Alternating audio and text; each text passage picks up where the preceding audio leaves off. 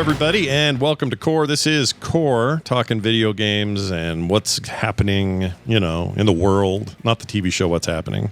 That's a long time ago. I don't even think John knows what that show is. I don't know that show. Yeah, that's one that's over my head. I barely know it because it was on when I was probably a 2 or 3 year old. So What's Happening? What's Happening? TV You've heard show. it. You've heard of Jimmy. What was his name? Jimmy. Hey, what's happening? What's happening, Jimmy? Shit. Someone in the chat will know this. Sounds like you're trying to take a fast train to getting canceled. Those are always pulling into my station. Anyway, we're here. Bo's not yet. As you can see, if you're watching the video, that's just a face holder for Bo. He'll be here soon. He had an appointment, and he's running late from it, but he'll be here. So don't worry. If you're looking for those hot takes from Canada, the Canadian hot takes, they're still coming. They're on their way. It would be a good team name. It would be the Canadian hot takes. I like that. What would it be for? What sport, though? Hockey. Man, Shannon. Why mess with what we all know? As soon as I said sports, why pretend? Yeah. Why pretend about the Canadian basketball team? Like it's going to be for hockey. But you can hear. I don't know if you could feel it, but Shanafan, our #1 sports video game fan, he just moved a little when we said sports. So there you go, Shanafan. We used to have a rule around here that we were not allowed to talk about sports. I know, but now that's all changed. I actually have a tiny news story about sports, and I refuse not to do it. So I know. I saw it. I was like, okay. It's just a little. It's a, what do you call it? What's the leaf? Like, my opinion Olive on leaf. the news. Yeah. I came to you this week. I was like, there are no news stories. You Yeah. have successfully filled it with news. Boring news. I still think but there are no news stories this week. we are absolutely entering end of summer, early fall news dearth. That's when this happens every year. So it's going to be up to us to make this fun, folks. That's our job. Yeah. John and I will hold down the fart while Bo makes his way here. In the meantime, a couple things to mention. Number one, Nerdtacular 2026 has dates. Official dates. June 11th through the 13th is the plan. Not just the plan. Those are the dates. Why didn't this show up? Hold on. I'm sorry. Everybody. Check out my desktop. You want to know how official it is? Look at my desktop. As you see right down here, you get this updated little circly thing on the FAQ. That's right. They've confirmed June 11th through 13th, 2026. Those are the dates. All I got to do now is sign a contract, and we're off to the races for venues and all that fun stuff. I even added some links if you want to co-sponsor the event, if you want to be a volunteer when you're there, especially locals, since they're, it's a little easier for them to do that sort of thing. There's little forms you can fill out and all that sort of stuff. Anyway, lots more coming. Updated yesterday. Right around the time my ship started clipping through everything in the world of No Man's Sky, which we'll get to later. So I figured I better do some real work and did that. And anyway, I'm very excited about it. Core's going to have a big presence there. Very, very excited.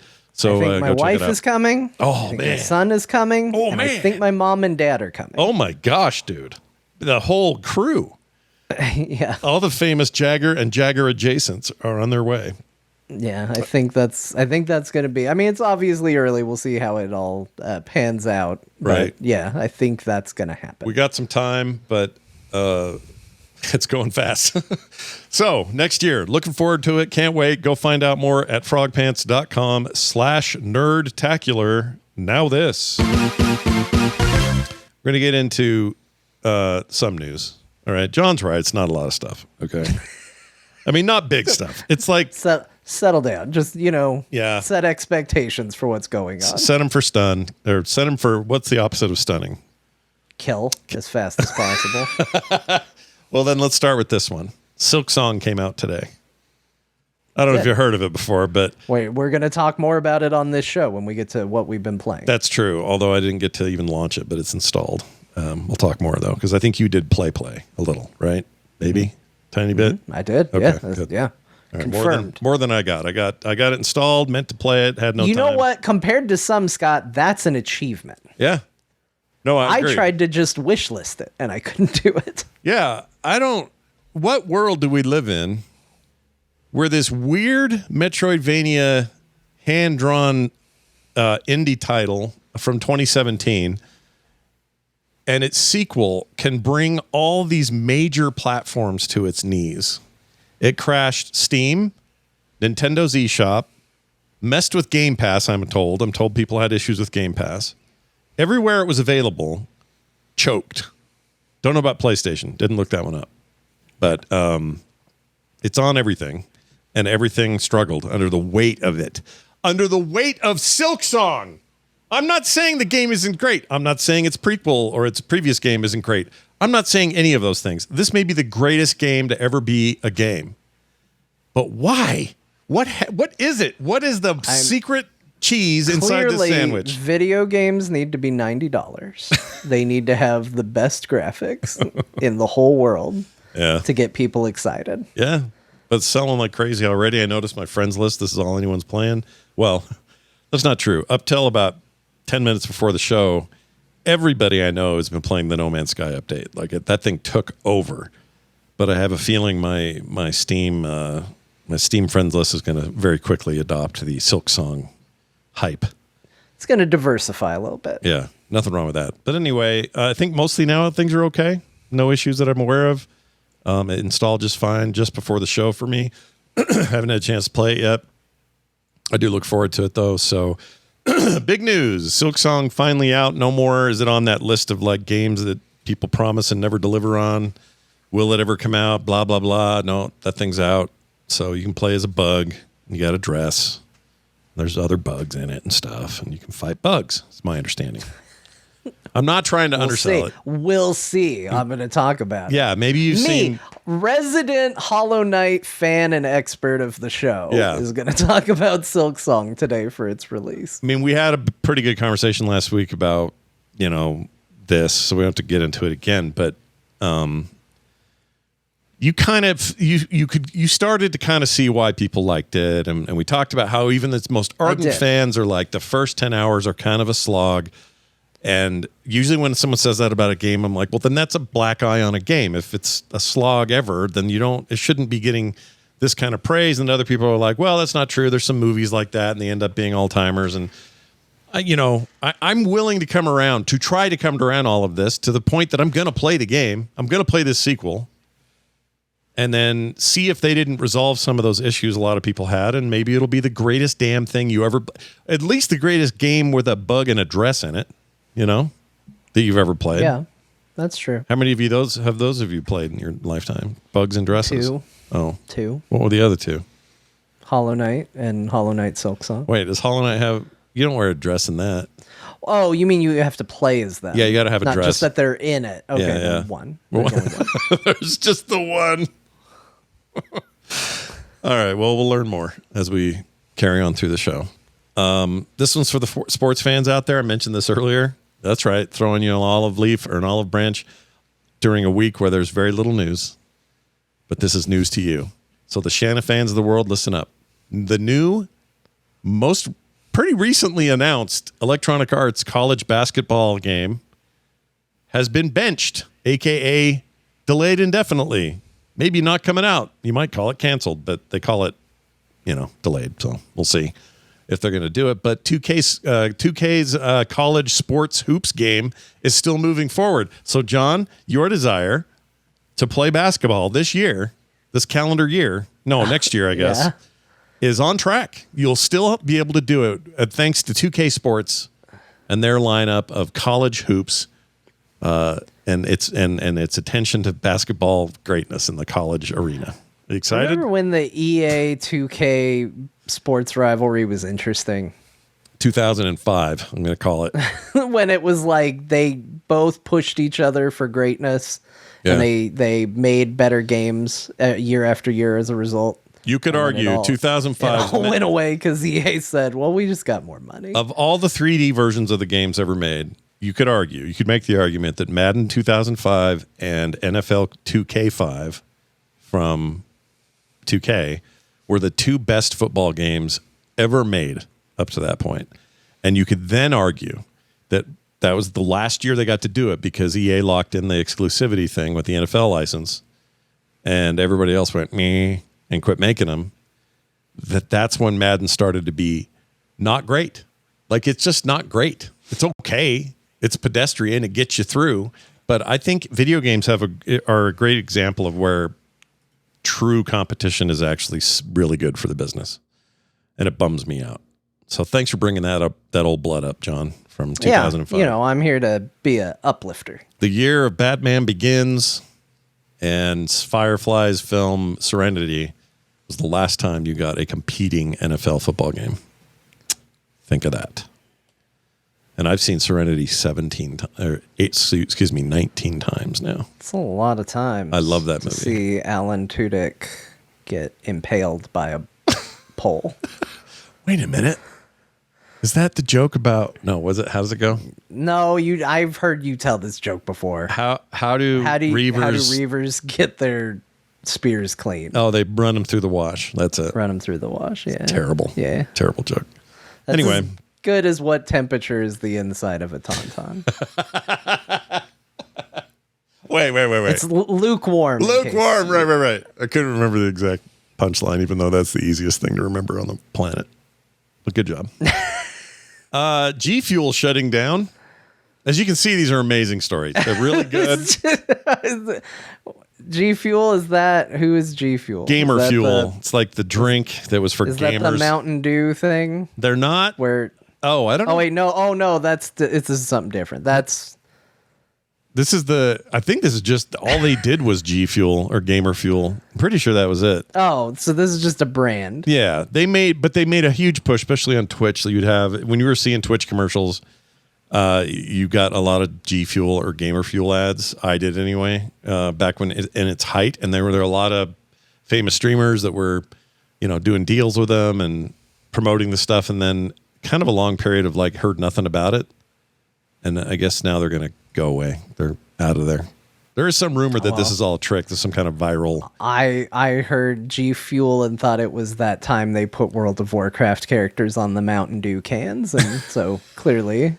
I mean, that is a form of Gamer Fuel. I thought I was part of the problem. Their website still acts like everything's fine. They talk about their new formula. What is this shot you're showing people right now? This is some kind of... Is their website... Oh, what is that? Shit. What has this become? There we go. There it is. Yeah. Okay. It's a close-up of Zoom for some reason. It's because Bo's spot's not in there. That's why. Anyway, this is their website. They claim everything's good. You can buy hype sauce flavor, Miami Night 2.0, Nuka-Cola. Is that? Oh, that's with Bethesda. Yeah, that's branded. They got some brands. I saw Dragon Ball Z. Yeah. So this is a thing you could do, and you could buy it in powders. So it's like, cocaine. Full of, not cocaine. What is so this is cocaine. Caffeine, geez. Anyway, and they claim all this bullshit. This is all bullshit right here. All this right here, bullshit. All that. First you get the G Fuel, then you sell the G Fuel. Yeah. But the rumor is... the money. Oh, look at a little fruit wheel. Look at this business. It's kind of nice. Yeah. Anyway... They're going away. They're out. Unfortunately, we will be denied that wonderful bit of web design if they go away. Someone somewhere will pick up the slack and make it happen. We'll have to see. Yeah. All right. Now we move on from that really good story to this really great story. It's another one. This one's a banger. Uh-huh. I shouldn't use that term. Anyway. Nope.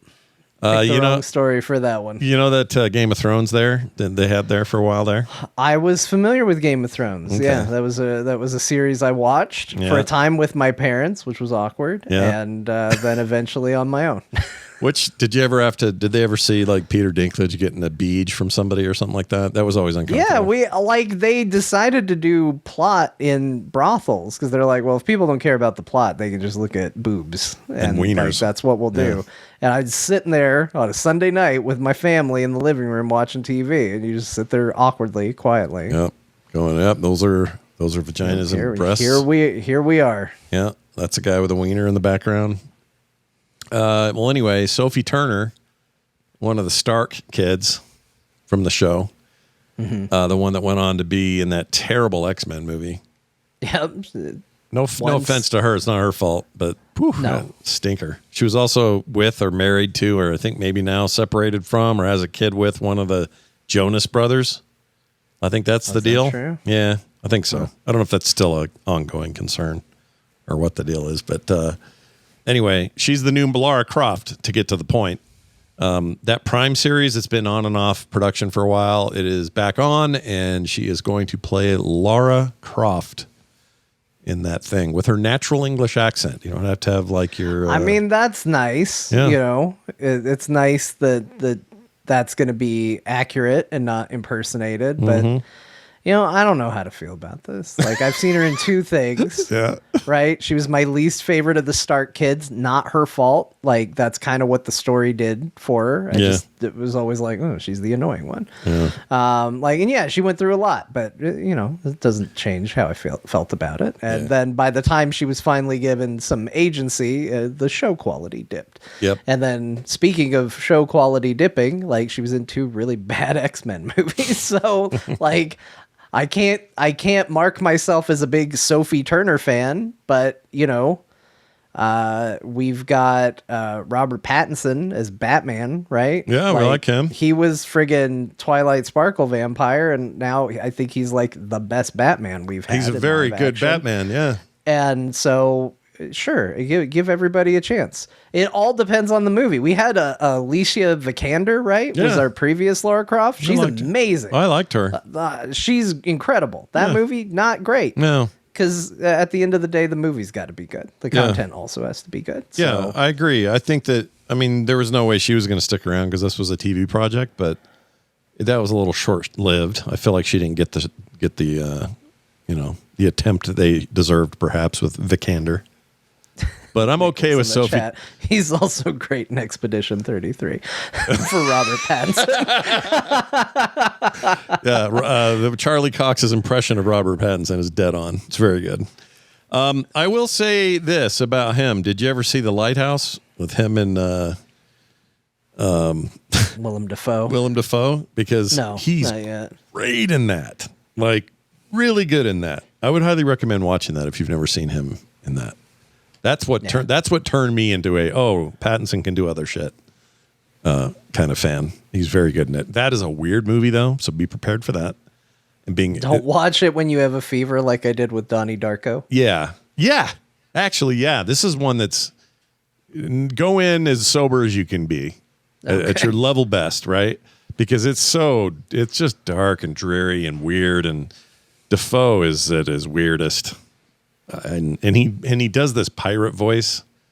Defoe does that is so good. I freaking love The Lighthouse, but I do not recommend it to anybody with sensitive leanings. I'll put it that way. Okay. It's your guy that did The Witch and the other thing that's out now, the vampire. What's it called? Nosferatu, that thing, that remake. The Witch. The Witch. The vampire. You know, the vampire, the Frankenstein. The Frankenstein is just about the monster, not the guy who made him. So it's good stuff. Anyway, Sophie Turner, she's in there. I think she'll be fine. She's a good actress, not an issue. Just see how it's written and how well it's made. We now have some higher watermarks to reach as far as televised video game adaptations go. You got your Fargos and your Last of Us's, things like that. If you want to compete in that zone, you better have some good writing, good directing. So let's see if they do. Finally, in another giant news story, right? And what's truly been a buffet. We might have fooled some people if we didn't constantly say how bad the news was. There was other news, but it's your kind of standard fare, a bunch of layoffs and it's not great. Just stuff we've already kind of talked about, you know. Yeah, I'm fine with us covering. You know what else I saw that I almost put on, but I didn't watch it. And so it doesn't do a lot of good to come here and be like, oh, here in the news, this happened. I didn't see it. Did you see the showcase of the 007 game? Oh, I watched part of it. I didn't have time to see it all. Apparently it's long. But I saw something. I saw a bunch about how it's some of the biggest maps they've ever created as a team. And I saw the guy that looks like Henry but isn't running around being James Bond. And it looks pretty cool. I didn't get to see enough of it, though, to make like a really solid gameplay assessment. But it is a gameplay preview, so my plan is to watch all of it. But it seemed neat. Seemed good. I'm excited about that game. So there's apparently a $300 edition of the game. I saw. No, that's apparently there is a leak for a Legacy edition that is $300. Hold on. Legacy edition? Is that going to include the likenesses of all the James Bonds or something? What are we doing here? 007 First Light Legacy Edition. Retail price $299.99. Let's see what else comes with it here. Here it is. You get an actual golden gun made of gold. Here it is. Actually, yes. You did. Oh, shit. Yes, you do. It comes with a golden gun figurine, a steel case, and an exclusive in-game content. Figurine if it's a gun. Feels like gun-urine. I don't know. What do you call it? What do you call a little gun? You know they put gun-urine in Coke. It's like Bo's not even. It's like he's here. It's like he never left. It's really good. All right. So, do you have a picture of that though? I want to see what that looks like. I mean, I'm just on Amazon. It's literally up on Amazon, but you get the deluxe edition DLC pack. Yeah. Bunch of gold shit. Yeah. Exclusive skins. You get a model golden gun. Yeah. And a steel book case, it looks like. Now, if I throw that gun at my friends, it has to only hit them once, and then they go away, right? That's the end of my friends. Yeah, if you shoot your friend, they're dead. They're dead. Yeah, even if you shoot them in the foot, they're gone. Yeah, my favorite mode. It's not going to be real gold. I know the joke was it better come with a real golden gun, and then I said it did. I just meant it came with a golden gun because I was surprised. Yeah, let's not have emails about that. It's not actually gold. No. He does look like Henry. Color. It's going to drive me nuts the whole time. It's the Pattinson Expedition 33 thing. He looks like Henry from Kingdom Come 2 to me. Just look at him. Look at that. Well, and now I've seen Dexter Original Sin, which is what the guy is actually from. Yeah. That is the actual guy. It's not Henry. I still kind of see Henry, though. You're not wrong. Okay, now there's an image of what looks like the gun. Oh, these in-game items, though? Yeah, those are the in-game items. Oh, I was hoping that lighter and stuff were like real. That'd be cool. They might have me with that. But as it stands, no thanks. I'm good. Well, anyway, that's coming out. Did we get a final date? Mechanics, pre-orders, Legacy Edition. Oh, release date. I closed it now. Yeah. No, they gave us a release date. Let's see. We didn't have this great news prepared, everybody. I think you just passed it. Did I? I know. Clearly, I should have put this in the... Oh, here it is. Early access begins March 27th. I think they're just saying 2026 right now. This says March 27th, 2026. Okay, well, that's that's in 2026. We're getting it, guys. It's happening. It's coming.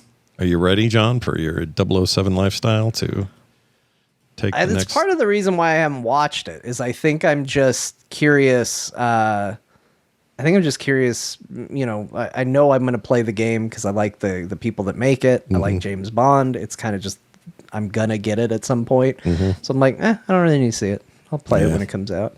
Yeah. You ready to pay AAA prices for... I'm not going to pay $300 for it. Well, I don't need a golden gun that bad. No. Let's see. What'd they say? Just the base version? Let's see here. Oh, it's already up on Steam. Can I pre-order? Yeah, $69.99. So this 70. Look at that. This $70 seems to be. I think we're grooving on that. I think that's where things are for the AAAs. Everybody's going to try to push 80. Even Nintendo. Well, Nintendo specifically is pushing the idea, but they already kind of backed off by making Donkey Kong $10 less than that. Yeah. So I don't know. I think there's pressure to. I think there's pressure to find the new spot, and I think 70's it. I just want everybody to know that I was looking to see if this game was on Steam, and I thought the best way to find 007 Last Light was to search for James. What did you actually get? I want to know what top James searches are. Okay, here's the top search. Okay. It was a game called Sorry, James. Yeah, there it is. Then James Paris Collection. Got it. Oh, man. Then a game that's coming soon called James's Bananas. Oh, I can't wait. Then a game called How Old is James? Yeah. Then the Sorry James demo. Jamestown Courier Frog MD. Oh, that actually might be all right. James Paris 2, all versions. Taylor James Plus. Yeah. Jesse Boom James, a Jigsaw Chess Tale. Wow. Fear the Dark Unknown, James. Colon James. Not James's Yeah. colon. Let's keep it straight. Right, no, just colon James. Yeah. Audica James Landino Funky Computer. Yeah. That's DLC, I think. The Boundle soundtrack by James Thorley. Yeah. James Paris, no license nor control definitive edition. Yeah.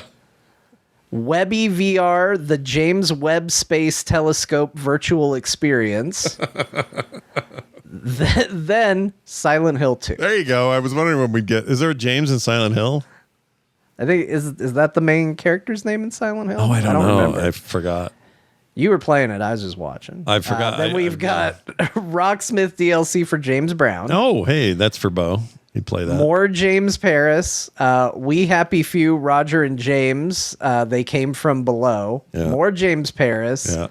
Audica, James Egbert featuring Nina Sung. That one. That hot drop. Yet more James Paris. I've never heard of this James Paris series, but apparently a real presence if you search for James. It's a bang. It's a banger. You do. So then I'll just do two more because then we get to what I was looking for. Right. Cracking the Cryptic, the Sudoku Worm of James Sinclair. Oh, Lord. All right. Yeah. Yep. Rocksmith 2014 edition remastered James Bay Let It Go. Yeah. And then finally 007 First Light. Clearly the best way to find that game. But you did get.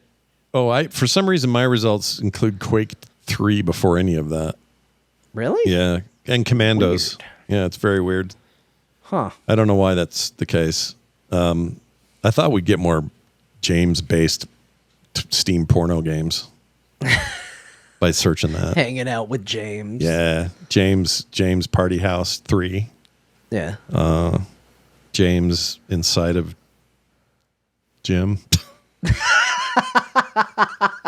Oh, my favorite. Oh, was it part 1 or part 2? That's part 1. It really shifted up the dynamic in part 2. Yeah, they really got it going on. Spoilers: Jim is inside of James. Yeah, yeah. For the record.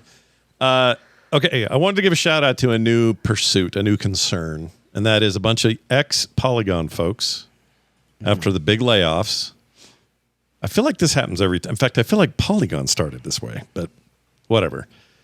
I think that is how Polygon started. That's how I remember all this. Like The Verge, why is that happening? Because all these people from Gizmodo and everywhere else are sick of all the business tactics. So now we're starting our own thing, and then they become the thing they hated.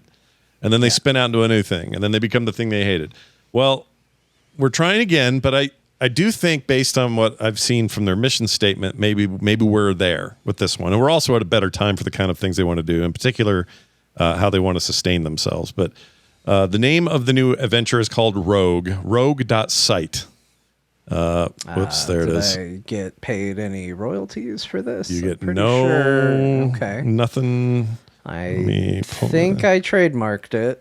I'm pretty sure it was yours. Yeah, perpetuity. you owned the name. So I think maybe, well, whatever. Let's talk to the lawyers. We'll figure it out.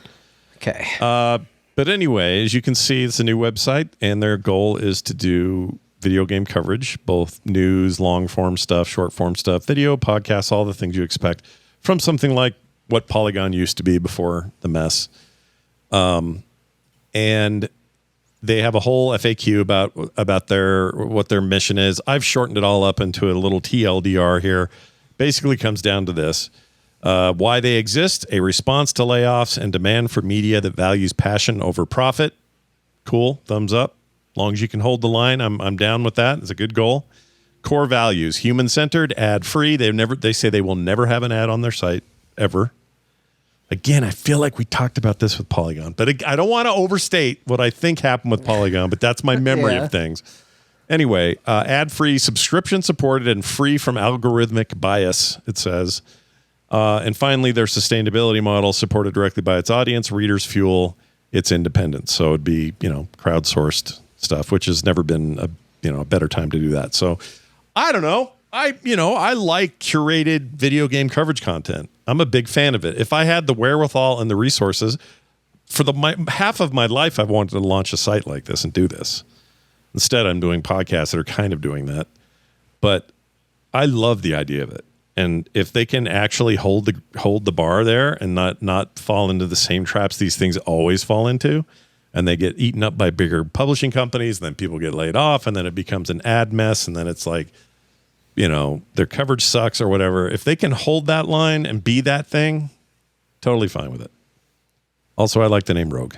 So there you go. Hey, me too, actually. Yeah. You're a craftless rogue. I am a craftless rogue. Yeah. No craft. I haven't read any of their stuff yet, but they have an RSS up. They have an article. Their first article really is League of Legends' latest season continues to allow arcane mysteries. It's a little bit of a weird lead. Well, I mean, it's hard. You kind of just got to hit the ground running because you just got to go. What if this is your first episode of Core, you're like, they cover real weird stories for news. Yeah. Like, also, sometimes that's just the way of the world. They're also like, who's this third guy they keep talking about that isn't here yet? Yeah. Who's the third host, Bo? Yeah. He's not here yet, by the way. We just did a quick. Let's see if we got an update from the cab. Traffic 10 minutes tops. He says that was 10 minutes ago. Oh, okay. So he's basically here. Well, perfect. He can come in after the break because when we come back, guess what we're doing? An instance WoW check-in with Bobby Frankenberger. That's right. Gamescom happened, and they showed a bunch of stuff we haven't covered. And because we have such a banger news week, we're going to bring you some more news about the World of Warcraft and its next expansion. I'm actually excited about this because I purposely paid very little attention to much outside of housing because I knew we would have this opportunity. And I want to hear what he has to say. We'll have questions. You'll have thoughts. That's all coming up here right after this break.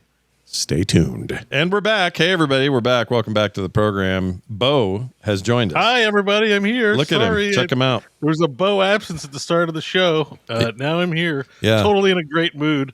Yeah. Ready to do Core with the most positive vibes the universe has ever seen. Yeah. You had to do tech support for your doctor. What else? I guess you didn't do it. Cab driver. Doctor was good. I got I was a 20-minute deal and I got 70 minutes all about, metabolic something or other. I can't remember the other word, but metabolic health, just yeah, your metabolism. I've had some leg pains, right? Yeah. And they're gone now because it took 6 weeks before I got my appointment. Yeah. But I got some tests to go do. There's nothing conclusive or anything, but he wanted to talk to me about insulin resistance for 70 minutes. Oh, I've been there. I got that. I actually got a lot of information. It was good, but from a time management perspective, I thought I'd be in for 20 minutes. So I'm like, I can make it for Core on time. 20 minutes ain't nothing. Yeah. But I wasn't about to make him stop and be like, sorry, I got a video game podcast. Can you wrap it up? I let him go. But the cab ride was something. I won't be doing that again. Let's just say on a Thursday. All right. Well, I'm glad you're back. It's never the same without you. So and I was just feeling so much FOMO. I was like, I need to be there. I love doing the show. Yeah. So it's all my good. fault. My fault. Well, here's some other good news. Instead of Dear Martha today, we got this. Whoops. Shit. It was so easy and I couldn't do it. There we go. We got this today. What do you mean there's lore in this game? Yeah, that's right. Let's call it the Instance WoW update with Bobby Frankenberger, who joins us down in the bottom right corner. Hey, Bobby, what's going on? I'm doing great. How are you guys? Good. We don't have to hide anybody this time. Look, we got all four. Look at that. Wow. John was right. I know. Upgraded the technology. That's incredible. Yeah. Incredible. You fit 4 people on one screen. Amazing. Who would have thought this was possible in 2025? But we did it. We didn't think it was possible last time. That's for sure. Yeah. By we mean me. Anyway, hey, it's good to have you here, man. Gamescom happened, and as a result, a bunch of stuff went down that wasn't just housing related. There were other things shown for the game. The Ian Hazzikostas, the director of the game, was there, among other luminaries.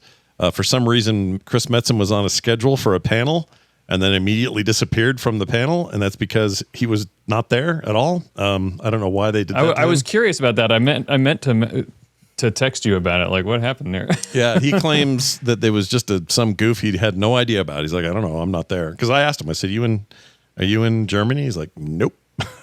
Like, those people are going to be disappointed. Anyway, but you got to see a bunch of this stuff, absorb the ins and outs of things. And because we have such big WoW fandom here on the show, mainly I mean Bo and I, and then we have a WoW skeptic in the form of John. Used to have a WoW podcast, but now he's more of a skeptic. It's fine. It's good to have that perspective. It's WoW fandom through time, old and new. There you go. That's exactly the right way to put it. I'm not a skeptic. I'm just aged. Yeah, that's right. You've learned to like weird looking dragons instead of the cool ones, and it's fine. Nobody Yeah, judges you. that's right. That's right. So we're going to talk about it. Bobby, the other B, down there in the right-hand corner. Tell us all about at least what you think was like the big deal at this event, because I've seen mostly positive responses from players. Yeah, well, okay. You've been. Yeah. I'm glad that you've seen mostly positive responses. I think what you're seeing is positive responses to the stuff that's been released, but the response to the actual reveal itself has not been great. But that's for people who like to complain about things. Yep. Which maybe we like to complain about things. I don't know. But yeah, there's a lot of stuff that came out. So my question for all of you is, do you want to talk about housing first or last? Because that's what everybody wants to hear about, but there are other things. Oh man, I'd rather hear about it first, because it's still kind of the lead of that expansion a little bit. Yeah. Well, let's do it. Let's talk about it first. Right.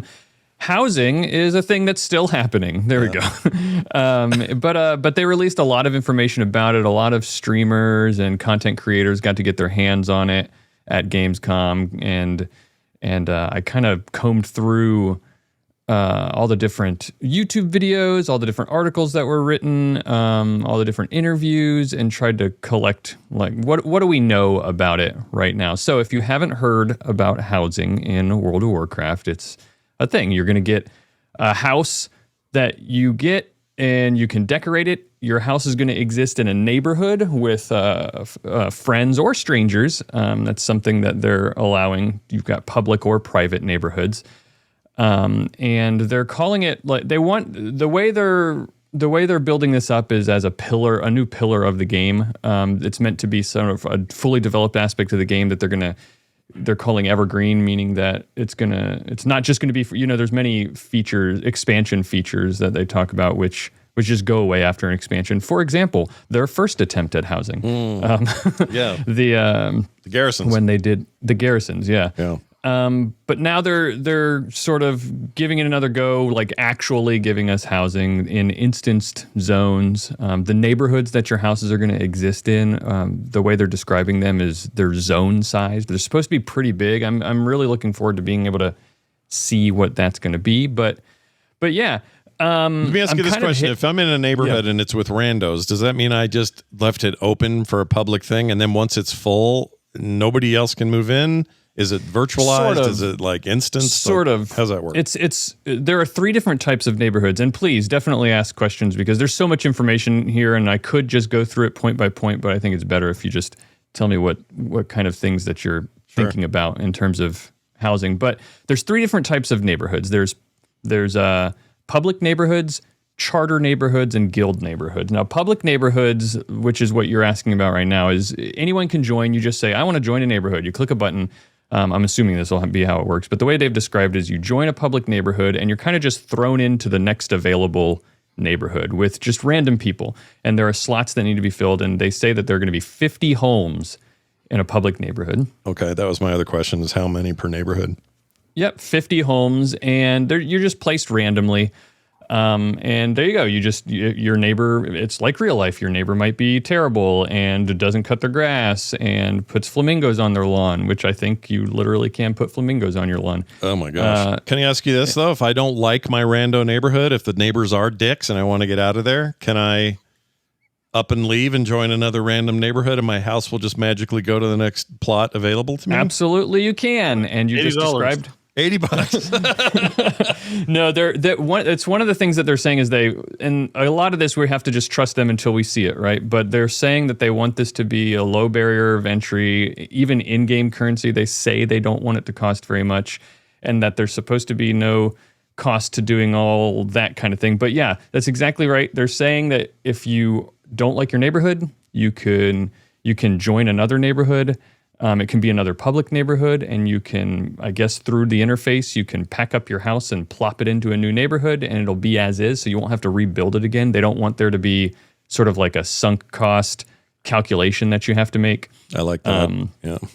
And so they want you to feel, or let's say you're in a public neighborhood and then you find out about a charter neighborhood that you would like to join. A charter neighborhood is someone, anybody can create like an exclusive neighborhood that has like you could create your own selective criteria for people living. Maybe you want an all-Tauran neighborhood. Maybe you want only people who thought Sylvanas was right in your neighborhood.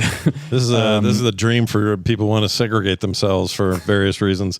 John, how does that compare to the way it works in Final Fantasy 14 in terms of how the neighborhoods work, what you own, if you wanted to move, that kind of thing? Is it even close to that?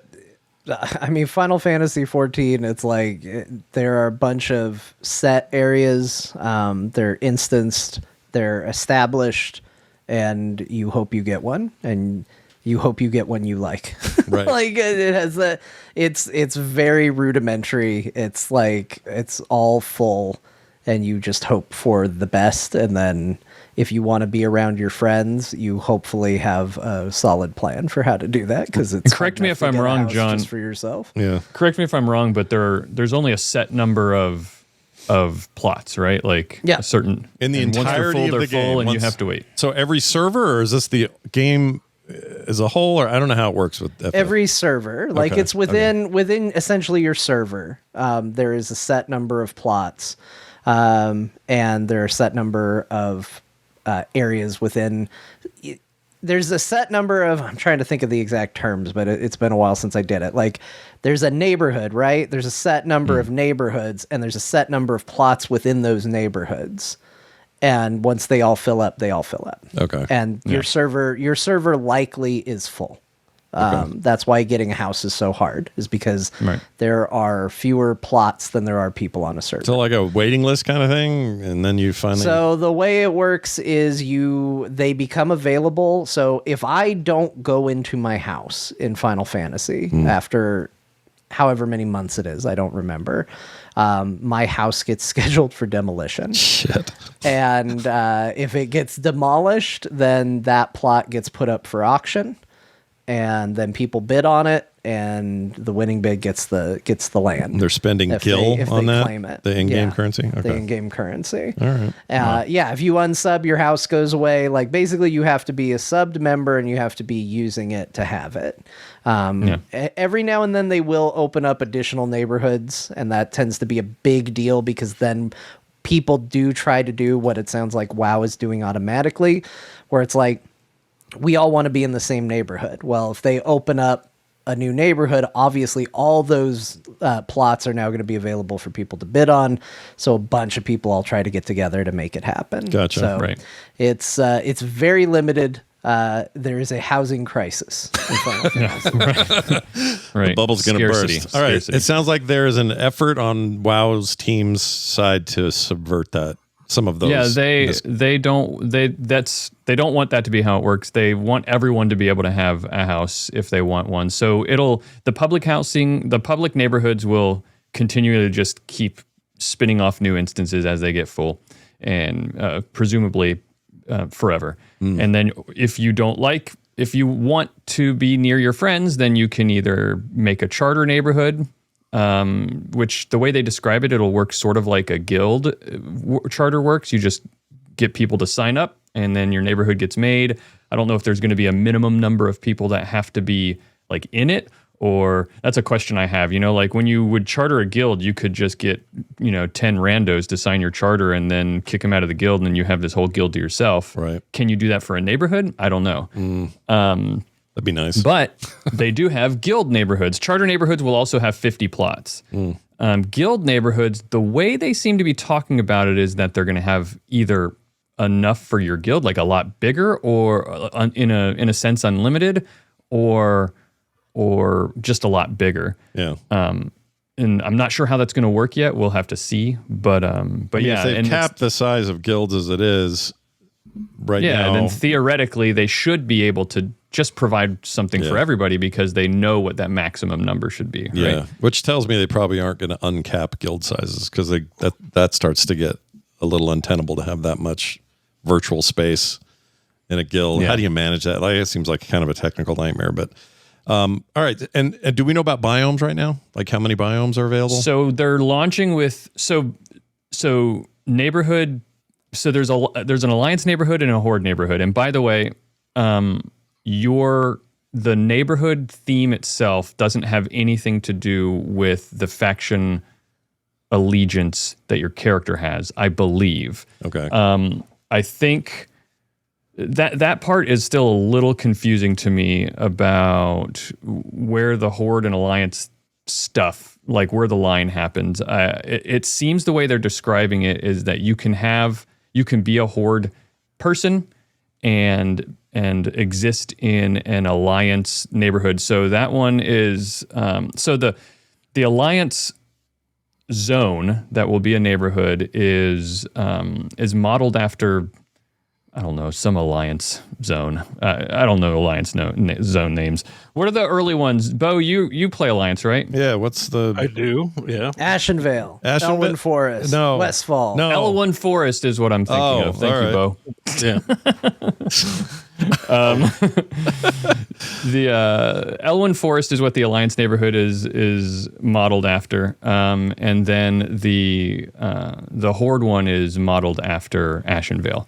Got it. Not Ashenvale. What's the other one where the goblin right next? Ashara. Ashara. So it's like permanent fall season looking area over there. Yeah. Within those neighborhoods, though, there will be like, this is why I say there's the neighborhood theme, and then there's sub biomes within those neighborhoods. So like maybe you want your house to be, you like a more spooky, dark, foresty kind of theme. So there will be a part of the neighborhood zone that is like that. Then there might be one more deserty or by the coast, like some cliffs overlooking the sea or stuff like that, right? Like, so there's a lot of choice you can make about where you want your house to be within the neighborhood. Each neighborhood will have like a town, like a center, like a town square sort of center, and houses will also be able to exist around there. They want plots for the houses to exist in all kinds of sizes, small ones where houses are a little bit closer together, and then bigger ones where you have kind of your own big area and you don't necessarily run into anybody while you're just sitting in your house. Right. But if I wanted, I could be an orc living in a very alliance-looking neighborhood. My house could look like Night Elves made it. Like I could really live out whatever fantasy I want of mixing. I rob Scott's house. Yeah, please. Could you do that? That would be. I doubt they're making. Can I waltz into people's houses in my neighborhood? Oh, good question. So yeah, you can, and they're gonna have, but not necessarily. So yes and no. You as a homeowner get to set sort of privacy levels for your home, and what they're talking about is levels like maybe you don't want people to be able to maybe you want anybody to be able to come into your house. Cool. Maybe you only want your people on your friends list to be able to come into your house. Maybe you only want specific people or guildmates or something like that to be able to come into your house. You're going to be able to set permissions on that level. Maybe you don't want anybody to be able to come into your house, but you want them to be able to hang out in the yard. You can do that too. And maybe you just don't want anybody, you're just like a stay off my lawn kind of person. You don't want anybody on your property at all. You can do that. Yeah. So they're going to have different permission settings that you can do or is Thrall ever going to show up to my door, kick open the door and go, "Champion, I need you to come rub my feet," or whatever? Like, is that ever going to happen? We're going to have to deal with it. We don't know. One thing that they've said is that they don't want neighborhoods to very closely tie into the content of the game exactly. They don't want it to feel... Well, the way they've talked about it is that they don't want housing to feel like to be necessary. So they're not going to have it like as part of a main story quest, I would assume, because... then it would feel necessary, right? You'd have to have a house in order to progress through the quest. They don't want that. If you don't care about housing, you shouldn't have to get it, they say. But they do have something that they're calling endeavors, which are like neighborhood events. That the way they describe it is it's like, oh, your whole neighborhood is inviting some sort of race or culture or faction or something into the neighborhood, and you get to learn about them and do cooperative quests, like your neighborhood cooperates together, a la the opening of Encourage, where you have to collect bandages. I'm sure it'll be a little bit more interesting than just collecting and crafting bandages, but and they should be themed to whatever faction or group is going to be there. The one that they show on their preview video is like a bunch of mechagnomes building machines in the town square. Like maybe you've invited the mechagnomes to come and hang out, and then they teach you about stuff, and you fill up sort of what looks like a renown track by doing things for them as a neighborhood. And then as you progress through that, you unlock vendors and items and new sort of like customizations for your house and your neighborhood, and new items you can decorate with and all that kind of stuff. So it feels sort of like a community trading post, if you've done the trading post in World of Warcraft. Makes sense. It feels sort of like that. People will be used to using that too, so that'll make sense. Yeah. That's a kind of a simple mechanic. Okay, awesome. Housing, I mean, obviously this is a bit of a all thrown together in a small digestible chunk of information, but housing seems like it's shaping up to be pretty good, and probably the pinnacle, or not the pinnacle, the pillar of this expansion. That's how it's being sold. That's what they're pushing really hard. Yeah, there are some other small, interesting features that they're trying to introduce with Midnight, but they're pushing it really, really hard. Speaking of Midnight, though, you're gonna get this before Midnight releases. That's one of the things that they've talked about. This will be available with patch 11.2.7, which they're saying is not the pre-patch to Midnight. You know how there's always a patch right before the expansion comes out. Right. It's going to be the patch before that one. Okay. So and without a big pre-order, or do I assume I have to pre-order, right? So to have access to it early, you will have had to pre-order the Midnight expansion. Okay. But if you don't, you will still be able to participate in events that are going on in the 11.2.7 patch, and you will be able to collect decor items and decorations and all that kind of stuff that you will later be able to use if you do get Midnight. You'll be collecting them, but you won't be using them because you won't have pre-ordered Midnight. All right. Well, I just hope that at some point Bo can shit in a bag and put it on my porch, at least. If he can't rob me, at the very least. That's the feature request that I've been requesting with them over and over again. Okay, good. I'm glad we got a few voices out there asking for it. We need neighborhood pranks. Yeah, I agree. Why not? This is a video game. Let's live large. Any other points of interest? We're gonna do a guild neighborhood. Oh, hell yeah, we are. Are you kidding me? I don't want to live in public housing. No. Nobody. Oh God, no! You say that. That's what it sounds like. It's like if you don't have a neighborhood where you belong, we'll just shove you in with a bunch of other, people. Yeah. And I'm like, it does sound like that. No, here's your holding neighborhood until you get friends. I've met random people in WoW. Sometimes they're very nice. Sometimes it's not great. Sometimes they're the worst people in the world. Yep. At the very least, we'll have some core shit going on, so that'll be good. Anything else about Gamescom that you wanted to share with us outside of housing? Well, okay. So one of the things that I'm really excited about. So there are two big things. Maybe there's a new feature coming called Prey. We don't know a lot about it. They announced it. But what they have said is that it's this thing that you'll be able to do. Like they're experimenting with these new single player modes, like they did with Delves, right? Yeah. Delves, where you can just solo. There are these dungeons you can go into solo as a solo player, and you have a companion who's Bran right now. But they're continuing with Delves, but they're adding another sort of single player feature that you can use to get gear and end game loot called Prey. And the idea is that there's going to be this person you're going to go to, and they're going to say, "Oh, there's this crazy, beast or person in the world that is dangerous, and we need you to hunt them to hunt them down and kill them." Or to it's basically mercenary work or hit work or something sort like that. Sort of like that's what everybody's calling it. It's sort of like the mercenary, or what do they call it in the Lord of the Rings games? Oh, Nemesis system. The Nemesis system, yeah. But they come back and rehunt you like stronger. Yeah, so it's not exactly like that, but in the sense that you're trying to find clues to hunt down this prey of yours, but hopefully you find them before they find you, because they do have the ability, like they can randomly ambush you, and there are going to be different difficulty modes for this. And on higher difficulties, they could potentially like really, cause you problems if they hunt you down first. Right. I mean, I'm guessing it's like the boss encounters, the random boss encounters in delves.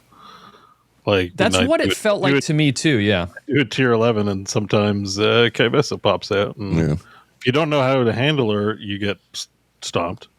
But once you know her mechanics, it's an easier version of her boss fight, and it's like no problem. So and WoW does this, right, Bo? They have these like nuggets of ideas that they insert into the game in different places to test it out, and then they take it and turn it into something bigger later. And I think that's what they did with the delves is the nemesis, the person you end up killing in a delve season can jump in there in the middle of your delve randomly and kill you. And that's what this feels like. I think so. Yeah. Interesting. We'll see. Yeah. The delves are a big hit. I don't think they just need to do more delves. I enjoy them. But and those are coming too, right? They're doing way more of that. Yeah, delves. They're continuing to do delves. They've said that delves were a rounding success. They love delves and they want to keep doing it. Yeah, they referred to that as evergreen a couple times as well. So I think you're going to keep getting those. Too. Are they going to finally remove crest caps?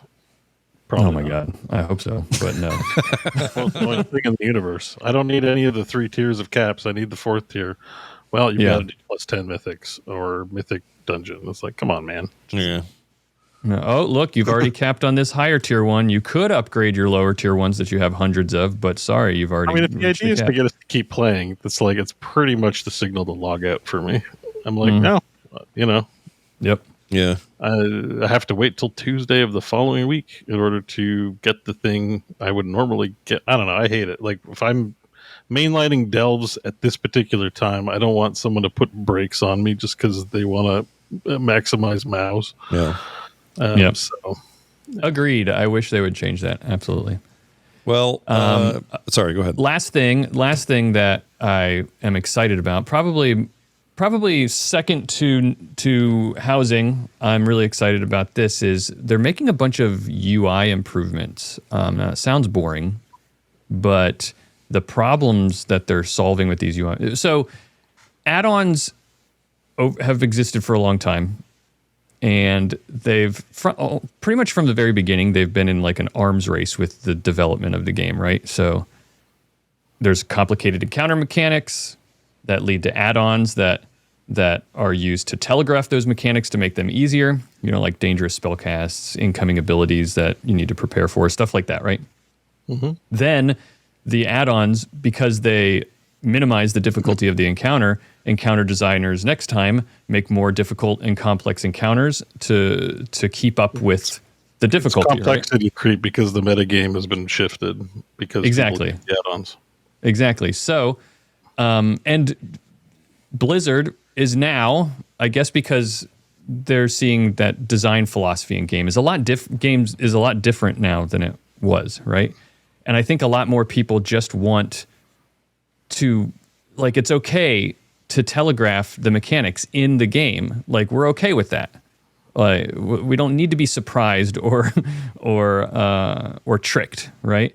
So Blizzard seems like they're catching up and saying, we're going to make some efforts to update the UI and do those sort of things. So the big 3 things that I know that they're doing are they're redoing, they're basically adding deadly boss mods into the game, right? Mm-hmm. So they have raid event announcements are going to be added into there, like telling you abilities that are coming up and just announcing it on the screen for you. And they're going to add timelines, just like Deadly Boss Mods has, where you have a UI element on the side of your screen that shows a timeline of abilities that are coming. So you can see 15 seconds from now, the boss is going to drop a soak puddle on the ground. It'll probably have the name of the spell, and you'll have to learn what the names of the spells are and what they do and everything, but it'll be there on a timeline, and you can see when it's coming. Everybody uses those already with add-ons. You kind of need them if you're going to be raiding at a certain level, right? They're adding nameplates into the game. Another very, very popular add-on are nameplate add-ons like Plater, which alter the built-in native nameplates. When I say nameplates, I'm talking about the health bars that appear over the heads of the enemies, right, with their name on it. Yeah. And it shows how much health they have, but also these add-ons add in extra features like color coding the health bars based on the target priority. The mages need to be interrupted, so they're going to be, a blue health bar, and this enemy in this pack is really, really dangerous, so they'll be, bright red. Or if you're a tank and you have threat, it'll be a certain color, or if you don't have threat, it'll be a certain color. They're adding in features. Execute thresholds too. Yeah, exactly. Or cast bars underneath the health bars. They've said that they're going to add in nameplates that have cast bars that show up a little bit bigger and brighter if the enemy is casting something that is particularly dangerous and needs to be interrupted. Things like that. Putting buffs and debuffs above the health bar of the enemy on the screen so that you can see it right there in front of you, and all sorts of things and apparently very, very customizable as well. So they're really taking all these.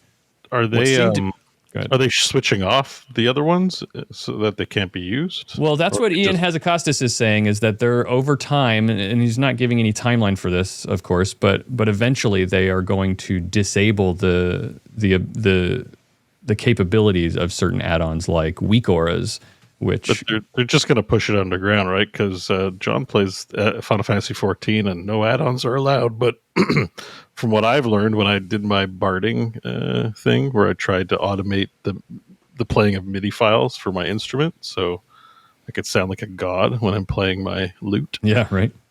You can totally put add-ons in. There's just if you can't directly plug it into an API, they can just read other data. Like they can, they're just pushing it underground, I guess is what I'm saying. Like I kind of feel like this is going to fail pretty hard, even if they do a good job. People are still going to, I was watching like the Team Liquid guy, like Maximum or something, have a conversation about this where like they're going to still want to run their own add-ons for World First, for example. Like there's no way in hell Blizzard's going to meet their needs, and he has a guy he can pick up the phone or Discord or whatever and say, we need this notification for our team or whatever, and they're kind of developing them in the PTR and on the fly.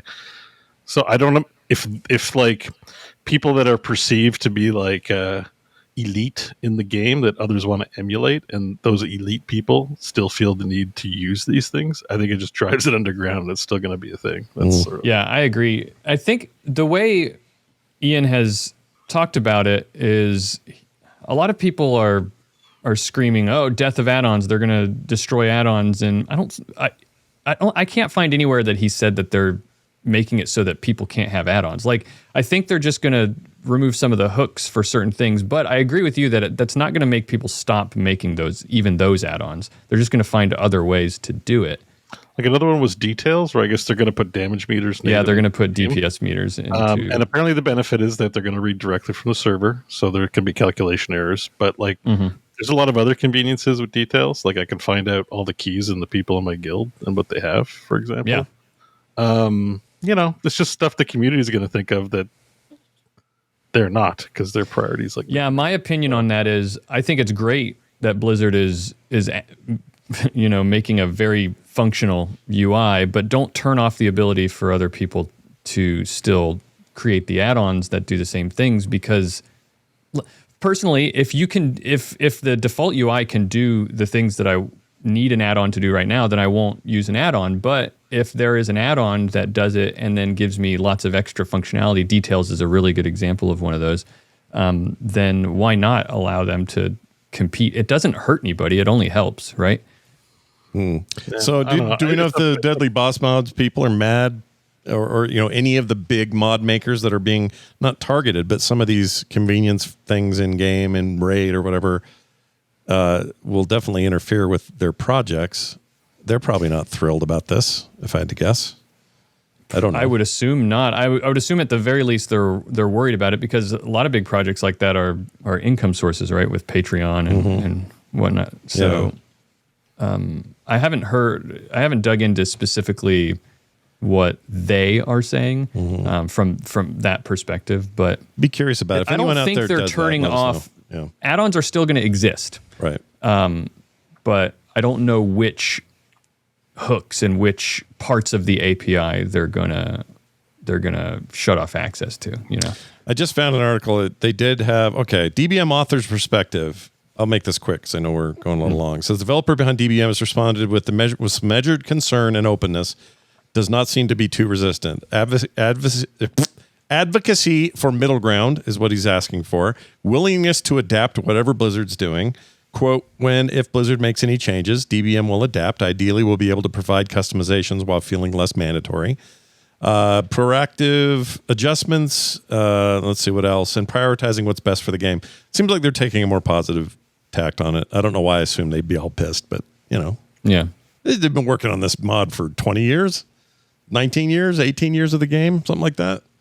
It's a lot. Yeah. So Blizzard suddenly goes, we're going to do a lot of the shit you guys make. It would throw me a little bit if I were them. Mm-hmm. At least publicly, they're being cool about it. And then you mentioned one other thing that you were stoked about or thinking about. Just they're revamping transmogs a little bit, making it so it's not a big thing. It's just a lot of people are excited about the fact that right now, whenever you get a new piece of gear, you have to retransmog your gear, and it costs gold, and it's annoying, right? Yeah, it's kind of dumb. I mean, they have a great system for transmog over most other MMOs, but there are some glaring holes. That's one of them, for sure. Yeah, so instead, you're no longer going to be transmogging a piece of gear to look the way you want it to. You're going to be transmogging a gear slot on your character to look the way you want it to look. Okay. So you swap out gear, and it's not going to change. And because of that, they're revamping the UI to make it just better, but also they're making it so that you will be able to create outfits that will have triggers that will make them automatically swap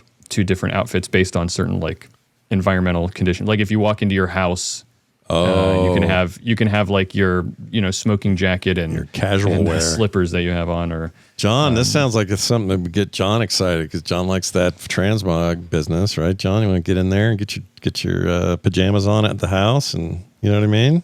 Yeah, I think that's a good quality of life feature for transmog. You're already a fan of the way they do it, though, too, right? I mean, yes, WoW has the ideal transmog situation where you get a piece of gear, you can transmog to that piece of gear. The other stuff already exists in a lot of other games, and it's good to see them adapting some of the things that are done better elsewhere to WoW as well, because they do have the best transmog system. So building up around that, I think, is smart. Take that, everybody who thinks John doesn't have a good thing to say about World of Warcraft right now. Look at that. That was a nice thing to say.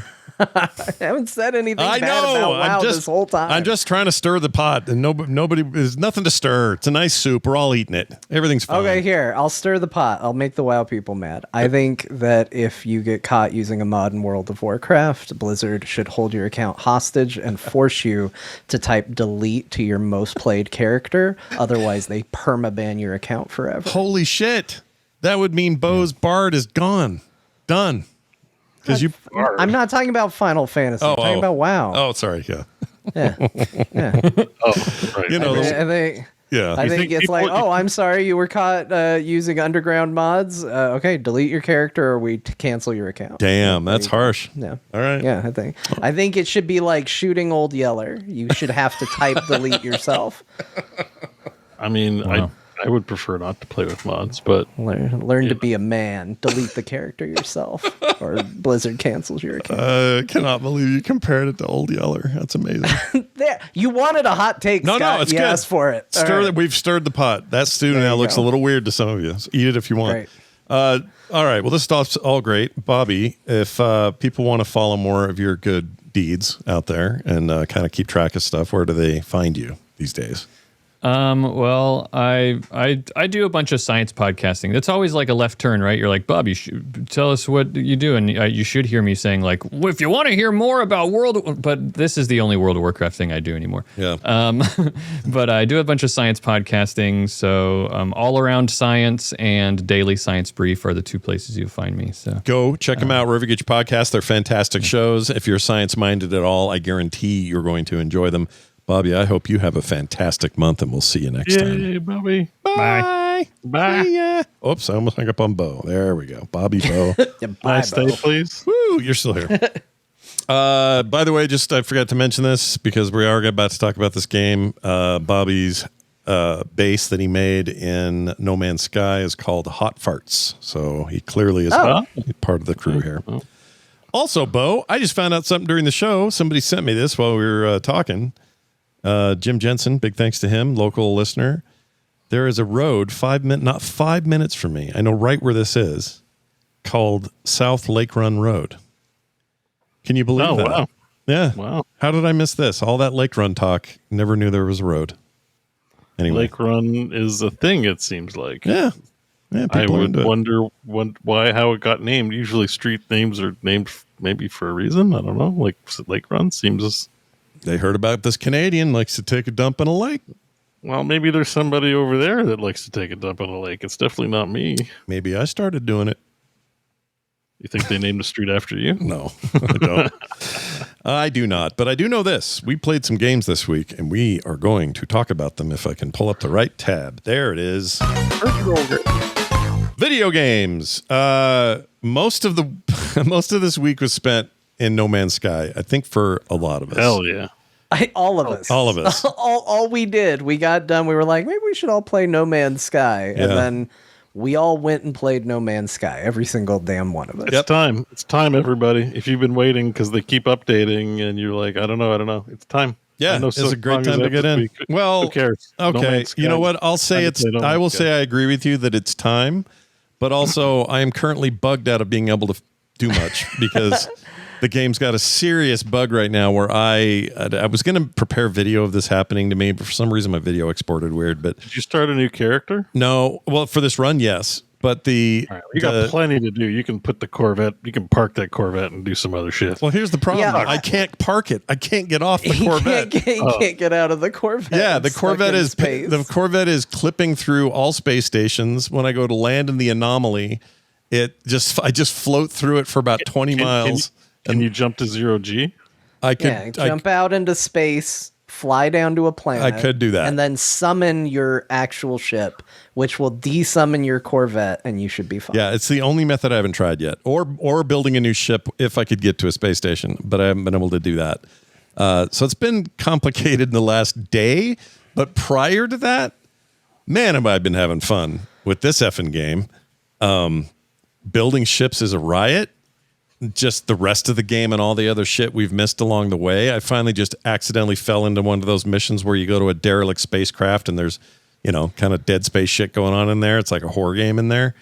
Yeah. I had never done that before with that update from however long ago. It's kind of cool, huh? It's Yeah. not like the most exciting thing in the whole world, but it's very atmospheric and it's very neat. Yeah, And it's you neat. switch to Resident Evil controls. Like you don't run around anymore. You're like in walking mode. Yeah. Yeah. And your gun's out immediately and never goes away. And it's just kind of, it's like they are playing with our heads a little bit. They're like, what we like Resident Evil. We're going to give you a mini Resident Evil game inside of your space game. And it will be good enough and fun enough that you'll be glad you did it. You may not be dying to go in there and do it 50 times, but it's enough to say, yeah, that's a cool feature. Thanks for including You're it. getting important shit in there. I can't remember what I got from mine, but it's like, a walker brain or something like that. Yeah. You will walk away with, if you sell everything, you'll walk away several million space bucks richer. Oh, yeah. You'll make a bunch of money, which is good. The game's also got a bunch of new ways to make money. It's also changed some old ways of making money and made it harder to make money in those ways. I thought John was kind of kidding about the way old bones used to work. If you just buy some old bones, kind of like in Skyrim. You get the old bones from the dragon kills, and you just go sell them, and you make a ton of gold. Well, in this game, it was similar. You would find these deposits, you'd take the bones and sell them, and you would make so much freaking money. And it was really just like a casual side thing you could do when you were on a planet while you were there. If they happen to have bones, get it and take them home and sell them. Now, there's like a whole Animal Crossing style museum management aspect to the game. And it works very differently. You still sell this stuff. But if you want to sell it, you're making 72,000 credits, and that's it. That's Yeah. all you're getting. You're not getting more than the 72,000. Yeah, it is what it is with that. Which is fine because now they also have scrap. that you can go, and that will get you Corvette parts, which do sell for a lot, and in addition to additional treasures that tend to sell for more as well. So like, one avenue closes, a new avenue opens up. I've never had more money than I do in this current playthrough of the game. Yeah. So clearly they haven't shut down the avenues of making money, because they got rid of the ancient fossil trick, and I'm making more money than I ever have been. So it's really good. Yeah, I don't even know where to start with this update, though. It's like, I guess we start with the point of it. The Voyager's update, which kind of came out of nowhere, is their ship building update. You can make your own Corvettes, the Corvette class ship. It's a larger, potentially huge ship if you really go nuts with it. I've seen some people do some really wacky, creative shit. If you follow Sean Murray on Twitter, you're seeing some crazy designs. I've seen Thomas the Tank. I've seen a giant Nokia phone. Many penises. Yeah, Nokia phone. Yeah.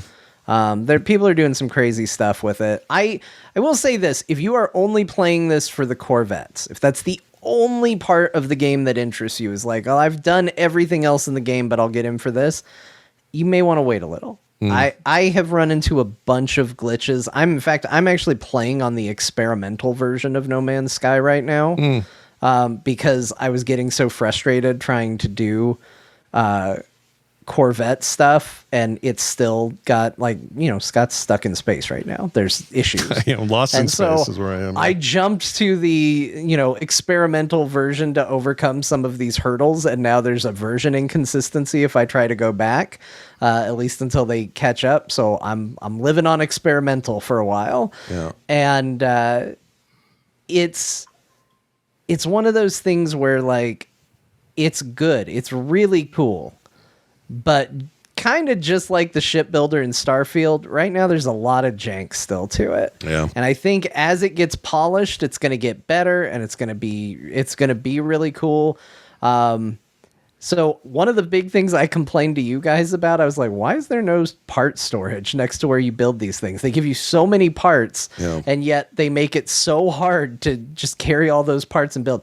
There is. Literally next to the terminal, there is. It was bugged. Yeah. They have now fixed that, at least in experimental, to where you can put parts into it. And I was like, well, this is nice, because I built an entire base to house my Corvette parts, because I couldn't keep carrying them around. I kept finding them everywhere, and they just filled up all my inventories. Yeah. So I finally started using that, but I still see things where it's like, hey, we fixed how the ramps to get on board the ship works. I built the new Corvette, the ramp's still broken. Like, there is still a lot of jank and bugs with it. It feels like they're pushing multiple patches a day sometimes on the experimental one. Yeah. So I think, like, it's moving fast, and it's moving in a positive direction fast. If that's the only part of the game you're interested in, give it a month or so. Yeah. They're clearly interested in ironing figure it out. Yeah. There's already... It's awesome. Yeah. It's cool. There could be a lot of improvements with it. Yeah, I agree with that. I think that there's the potential for once things are smoothed out in that regard, and they've come up with a few other quality of life things they just haven't considered until they have real world use of the new systems and everything. It's a pretty rad update. All things considered, bugs or not. I mean, like right now I'm stuck in space, but let me tell you something. Prior to yesterday, I wasn't, and I've been playing with this one Corvette that I keep tweaking and changing and painting and screwing around with, using it as my main ship, going everywhere with the thing, learning that while I'm on a planet, I can park that big ass thing and go out and summon one of my other ships I've collected, little guys, fly those around for all my little local shit I have to do on the planet. Like, oh, that copper deposit's way too far. So, and by far I mean it's 1,000 feet away. So I'll get in my little ship and go do that. It's faster than getting out of the seat, walking out the back, getting up the ramp, all that. Do what I got to do. Fly right back there, park, get into my big ship. Bam, I'm on my way back up to the station or whatever I have to do. So there's a lot of versatility with that that I wasn't expecting, and I just got so hooked on the loop of finding parts, go to a new place, go get my inventory expanded. I know Bo's been doing a lot of inventory expansion. I haven't touched Corvettes. Once we're done with the Corvette talk, I can participate. I've done 0 Corvette stuff. Well, all right. So to that point, this was a problem. Wait, one last thing on Corvettes though, before we transition. So, because we talked about this last week, that they have an expedition that will give you a quick way to kind of mess with these features and all of that. It wasn't live when we talked about it last week. It is live now. So if you want to basically play an experience that's tailor-made to get you a Corvette, get you those options, and then eventually when the thing is over, you will get to keep that ship and everything you earned from that.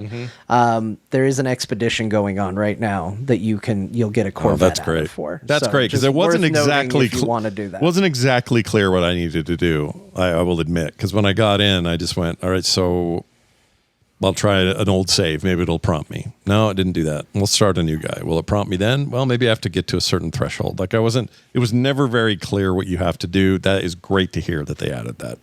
That makes me happy. And if you do want to start it, I will say if you want to start it on your main game, they do have a quest associated with it, but to start it, you have to go to the Corvette design tool that's in Starbases, which is way out past where all the other ships dock. There's teleporters. You might notice little glowy platforms over in the base that didn't used to be there that will teleport you over to it. But there's a little terminal that says, do you want to design a Corvette? When you select that, it will put you on the quest to building one. So that's how you engage with it if you're going in on a new save. Because I also didn't know how to start it. It's just not clear. The only other thing I would say too is you don't need to do this now. It sounds like this expedition will solve the issue. But what I did is I went over there on my existing save, and I was like, well, I can't do anything because I don't have the parts. This is kind of dumb. I can't really do much. And buy something. So what I did real quick, I know. But what I did real quick is flipped over my difficulty to creative, got all the basic parts, made my base ship out of it, just the basics. That doesn't include any of the cool stuff. It's just like the real basic stuff that they give you in that menu.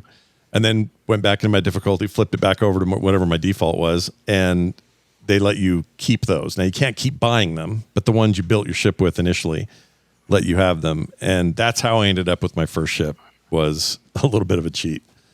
But it worked, and I immediately was able to use it and start flying. And I was out of town, you guys. I went to freaking my anniversary trip, and I took my Steam Deck, and I thought, well, I wonder if I'll play anything while I'm here. It's going to be busy. We got stuff to do. And sure enough, I played that as often as I could. So I always had that game open. My wife's like, what do you mean credits? Or what does the robot say every time you get, credits received? Credits received. Credits received. She's like, what are you doing? And I said, I'm making cash on this planet. These huge monsters are giving me big credits because I got you're scanning wildlife. Yeah, you're documenting the flora and the fauna and minerals on the planet. Yeah, which I enjoyed doing. You put some S tier upgrades on your scanner, you get down and scan, and you're rich. Yeah, you make a lot of money very quickly, early on anyway. It's a great way to make money early. But, geez, Bo, what the hell is this you ran into? So anti-gravity. There's lots of new shit. There's a new type of storm that I haven't seen before called a reverse gravity storm, where I haven't seen this yet. There's a ton more planet shit. I mean, that's why it's like the Corvette's kind of nothing.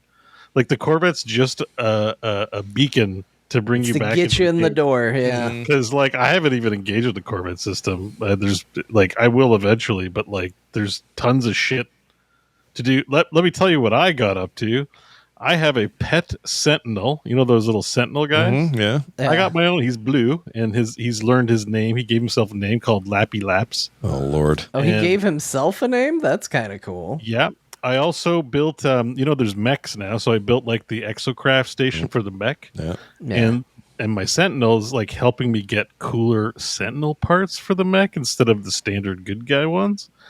And I got an AI core for the mech, so now the mech is also a pet. If I'm not in it and I have an exosuit station on the planet, the mech just comes and shoots at shit with me. So now I've got a sentinel and a mech hanging out. And also I tamed a creature that was just like a big ball with little balls inside, and it made an egg. And now I have another egg. So I'm like a warlock in WoW now. I've got like 3 pets with me on a planet. Like I don't have any video of it, but I will record some. But like I just have an army of like companions with me while I'm doing shit. It's kind of awesome. That's great. I have a pet that is a series of little like wispy blue balls. I named him BB for Bubble Bobble because he came from a bubble planet. It's adorable. But I should send it to you so you can share it because I did take a picture of it. I was running around one planet and I bumped into a creature kind of like what Bo found because he shared a picture of his balloon guy. I ran into a creature that is literally a ball just leaking blood out of the bottom of it. I put it in Discord. Look at this thing. Oh, it's just a ball with blood pouring out of the bottom. All the little red drips. Yeah, it's like Mo's ball, but it's got red liquid in the bottom, and it just drips red blood everywhere it goes. Oh, I love it. You got a little hemorrhaging alien ball. I want one. Yeah. It looks a lot like my pet ball, but no blood. The blood part, it's just little balls inside for me. Did you know that you can, I didn't know this, but you can share, I don't know how you do it in game, but there's a way to share the address of your local space station that has this planet in the system or wherever you captured it. Yeah, you can set up coordinates for people to. Yeah, and I can go there and get one. I can't remember what they're called, but like every planet, like you can give people a glyph coordinate address for people to go to your planet. What's wrong with this bleeding? It's like he's just bleeding out of his nipple there thing. Yeah, it's just doing that nonstop everywhere it goes. It's blah, blah, blah, blah, blah, blah, as it goes around. It's so funny. That's great. No, there's so much like new shit just because of the years and years of updates. We're like, hey, there's an update. Okay, great. But, you know, they feature the big things, but all the little things they put in, you know, like, who knows? Like, there's all kinds of surprises now doing anything. And part of it was starting a new character, too, is like you don't have access to all the different star types. So I've been doing the main quest because you got to get the different drives so you can go to like cadmium planets and emerald planets. And then finishing the main quest, one of the main quests also opens you up to purple stars. Mm-hmm. Which is also it's locked behind doing the main quest. So it's just like I've been focusing because it's a new account on A, getting through the quest to unlock all the features, and then B, getting money in nanite farms. So I'm mayor of a settlement, and there's a bunch of buildings, and I gotta like resolve disputes between the citizens. Like for example, one of the citizens stole some boots. And then dug a hole outside of the settlement and hid the boots in there, and he got caught. So I could either like let him off the hook or fine him. And like letting him off the hook, you know, does one thing, and then fining him increases like the happiness of the settlers because of justice. Or I could banish him, but I didn't want to lose population, so I don't want to do that. So there's this whole settlement game where I'm like mayor and I resolve disputes for the Corvettes that live there, and I have to upgrade the buildings. Oh my gosh, so there's just plenty to do that I'm like. I have Corvette parts. I keep coming across. So when I go to do the Corvette, I've got like, you know, I think 18 different items to sort through to see what they do. But I haven't gotten to it yet because I want to finish the main quest. Like I'm playing the game in earnest from the start. And the level, are you playing on like a die and you're dead hardcore level or anything? No, just normal. Just normal. Okay. So like nothing's free. I've got to earn everything. Like my big thing is I've got a nanite farm. So nanites are how you get your upgrades. In particular, it's very expensive to upgrade ships. Oh, and I've got a sentinel ship, by the way. It has to have a sentinel to human or traveler interface so that I can operate it. I just found it randomly. It's not one you can buy from like the other vendors or stuff. I don't know where you get this. It's really special to me. Sounds like a TIE fighter goes. Oh, I have that. I got one too, and it was kind of by accident. That my previous playthrough, but yeah. Yeah, I'm upgrading. So like it costs 10,000, 25,000. I've upgraded it from C to A class. A lot of nanites. So I found some planets with good spawners for runaway mold, which is like this ball that if you mine it, it runs away from you. But you get a ton of runaway mold, and the runaway mold can be put in a refiner for nanite. So now I jump to 2 of my bases. I get about 20,000 runaway mold, and then I put it, and I get like maybe 4K nanites, and I sort of been rinsing and repeating that. I'm also unlocking all the recipes too. So if you're on a super hot planet with hot thunderstorms, Yeah. and I found this planet that's pretty much thunderstorming like Always on 80% fire. of the day. Yeah. You can perma jetpack. Yeah. Because it refuels your jetpack in the thunderstorm. Yeah, that's kind of So new, I I've been think. like farming salvageable data. I've got every recipe for nanites unlocked on the anomaly, and I'm almost done unlocking every recipe for crafting for the salvageable data. But what's extra awesome, and I got to tell you guys this, is I tend to know a lot of the tricks, but there was one trick I didn't know that is super valuable. There is a elite jetpack movement, not hack and not exploit, but basically if you melee and then jetpack, You go you sprint and then melee jetpack, you go far. And I didn't know that. And so when you're on a planet that has perma jetpack, I go faster than I'm just like rocketing. You're like a ship. I found the perfect planet for farming salvageable data, and I was like, God damn, I got to take advantage of this. So like, I've spent a lot of my time just like getting my character like to a foundation where I have all the inventory slots. I've unlocked every recipe. I'm doing all this stuff. So like, once that's done, I'll focus on other tasks. But it's really been. I really feel like I have not enough time and everything I want to do when I play this game, and I'm just like playing it constantly. Yeah. It's such a sandbox. It's just so good that way. It's just like, if at any point you could have dropped in and said it's good, but it really feels like, because I know they're working on Light No Fire. Mm-hmm.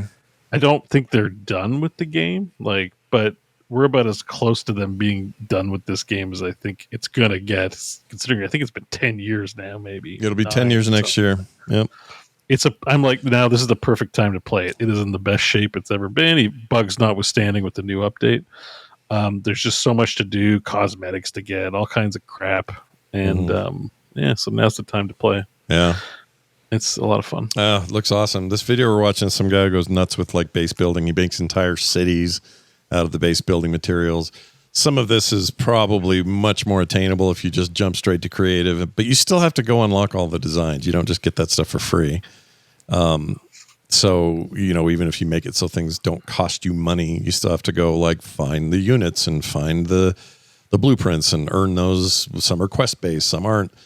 But combining this level of creation with what you can do underwater now, with what you can do with a ship with the Corvette stuff, it's insane what this game offers, and they aren't asking a damn thing for it. I paid for this game in 2016, the day it launched, and walked away like everyone else and went, "No, that's not as good as we had hoped. Oh well, we'll see what they do." And then they came out and said, "No, we're committed. We're going to make this the coolest thing you've ever seen." I know it doesn't feel like it right now. My gosh, dude! Like, they need to study this company. Like, I don't know if there's anybody else who's ever done this that I know of. Because they're providing constant features and support to update the game, and no subscription. I don't even think there's microtransactions. There's not. There's no DLC. There's nothing. No, they have a cosmetic currency, but you have to earn it in the game. Yeah, there's it's no in-game. way to buy it. What's that? The wild Quicksilver. That's Quicksilver. it. Yeah. That's how most of what you're seeing this dude is doing it with Quicksilver. And you had to earn, even in creative, you have to earn all that shit. But it's like, it's not unpleasant. It's like coming off of Valheim, this is all like, oh, this is just the same game. It's the same like game loop. Like, go farm resources, assemble your shit. Like, I'm building a garden too, because it's fun finding planets, but at the same time, it can be a little time consuming. I need like a star bulb. Where's the star bulb? Well, if you make a garden with all your plant stuff, and I have warp gates to all the different atmosphere harvesters, so I get radon, sulfurine, and nitrogen. So I just visit 1, 2, 3 bases, grab all my resources, all the basics. You know. So like I'm like in like functional base building mode where I have like very quick ways to gather all the necessary components. Gates for all the different important metals. Mm-hmm. So whenever I need to build things, or even if I'm not building things, I just do a collection session and grab what I need. It's yeah, it's awesome. There's like this foundational aspect to it for me the way I play as a new character, just to get like easy access to all the quintessential things. Yeah, I did a bunch of the artifact recovery stuff, which I don't think is new. I think that's been in for a while. I actually don't know if it has been or it hasn't, but it's where you go and find old ancient artifacts, dig for those, and then dig the 3 keys and then unlock the chest. That, and then yeah. I've done a couple of those too. How old I is don't that? think I've done any of that. Yeah, That's it's been cool. in the game for as long as I can remember, but I just never did it before. I think the rewards are different now. Yeah. And they're tied into a larger system that's different. I think it was just like, there's a lot of like, you pick up a lot of things that are like, hey, scan this and you'll get a point of interest, right? Mm-hmm. So that one's been in for a while, but it definitely feels, It's definitely more meaningful, and also they've tied it directly into. I put one of the quest panels that you can put inside your Corvette, and it gives you group quests. So if you're in there with your friends, it creates a bunch of quests. You can still do them solo, but they're also group. You can do them as groups, and one of them is a bunch of runs to do these artifact recoveries, and they're huge money. Like they're worth a bunch of money to turn in, and you get extra stuff while you're out there, and just really fun combinations of things that create your own loops, kind of like. Also, the guild stuff's easier too, like getting explorers, mercenaries, and even just like faction missions. Like I pick up a whole bunch of stuff and go out and grab it all. Yeah. And also the outlaw systems. The outlaw bases used to be empty, and now outlaw bases, there's now a whole outlaw faction where you can go and do pirate shit. Yeah.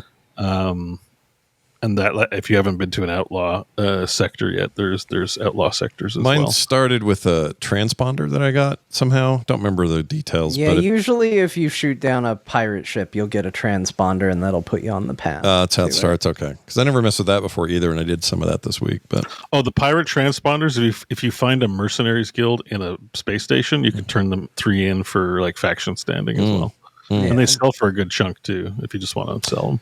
have you guys tried the thing? A bunch of people have done it for laughs, but I did it by accident. It's a little embarrassing, but I was out in the middle of a warp to another planet or another system. Sorry.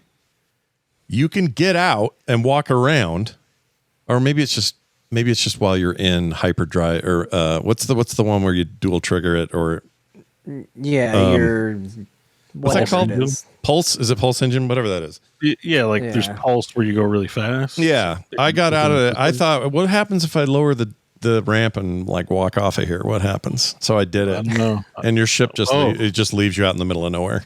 You just that works how you'd expect. You got to it to reload work. a save, and if you're not near a planet, can't you summon because I was gonna say you should be able to summon your ship. Oh, that's a good point. I didn't try. I thought it didn't seem normal to be able to summon it. The game's pretty good about letting you summon. I just don't know if in 0G they do, but you could also like maybe summon the anomaly. That you can do if you get stuck. Yeah, then you only have maybe like a 5-minute space slot. If you have a freighter, you can also summon your freighter, and your freighter has places where you can spawn your ship. And see, this is what's crazy about this game's full of stuff and systems that you forget you have because there's so much of it. Like the freighter thing didn't even occur to me. I also found out by accident that the button not on the right that opens your hatch on your Corvette, but the button on the left, if you push that button, you teleport to your freighter if you have one. Okay. Oh, really? Yeah. Okay. So that's what that's for over there, and that was total accident. I just happened to see. I don't have a freighter yet because I saved a freighter from being attacked, and they're like, "You want this freighter?" And I looked at it and I went, "No, this freighter's dumb." Yes, that's for me too. I'm waiting for that A or S class. I'm not taking this garbage C class freighter. You can keep it. Yeah, some of them are poop. You might be proud of this piece of shit, but I'm not taking it. I don't care how much inventory room it has. The only thing I regretted is I told him no, and I was like, I showed him, and I started walking around, and they had decorated the interior to be like an all plant-based interior for the freighter. So it was vines all along the wall and massive gardens and green walls and stuff. And I was like, well, the inside of this thing is freaking cool. The outside looked like butt, and there was a glitch. I don't know if it was still here, but another one of the bugs I was running into is whenever I docked with a freighter, the stairs going up to the bridge, I would clip through and I wouldn't actually walk up them. And so I was using the teleporter to get to the bridge, so I didn't see anything on the way up. I just looked at the outside of the ship and went, this freighter's ugly. No, I don't want your freighter. But then I walked through the ship going out and went, well, hold on the inside, it looks freaking cool. Maybe I do want this freighter. But I ended up not taking it. Has anybody done any of the because the underwater stuff got expanded. There's even water-only planets, basically water worlds. And I did a bit of the water stuff before. There's a whole quest line and a whole set of like blueprints for underwater stuff. yeah, It's cool, like just some of the rooms they have. So I don't know if they've updated it since then, but I haven't started that quest chain just because there's so much to do. But I plan on doing it. yeah, they've added a bunch. There's more depth to it. Like you can go way deeper. There's the new submarine thing that's different than what they used to. I can't remember what the change was, but there's so much in it. Like obviously, we're here on the show. We're barely touching a lot of like if you're starting from scratch, like as I said, it feels like the game feels kind of like an MMO you're starting to play after like 2 decades of existence. Yeah, having to get caught up, feeling super behind. But it's not an MMO. You can play it at your own leisure, and at a certain point, you'll have all these systems. But I do have that feeling of like, I want to get a fully upgraded ship, and then I want a fully upgraded exosuit or my mech. I want my mech fully upgraded. That thing's awesome. And then I want to make a full underground base, and I'm like, this isn't all getting done in a day. Yeah, it almost feels like the less you know about it, the better, because you really can still go at your own pace. Although the game gives you a lot more, a lot faster than it used to. Sure. Like the main story quest still has basically the same beats, but like I remember when I got up to like 1 million credits originally, I was like, oh my God, I'm so rich in this game. Now it's not that hard to hit. Like the game is not worried about you getting a bunch of money. You will also spend it so easy. Yeah. Like I get 14 million, I start buying like minerals and like shit I need, and then I'm back down to 5 mil, and I'm like, oh, I need.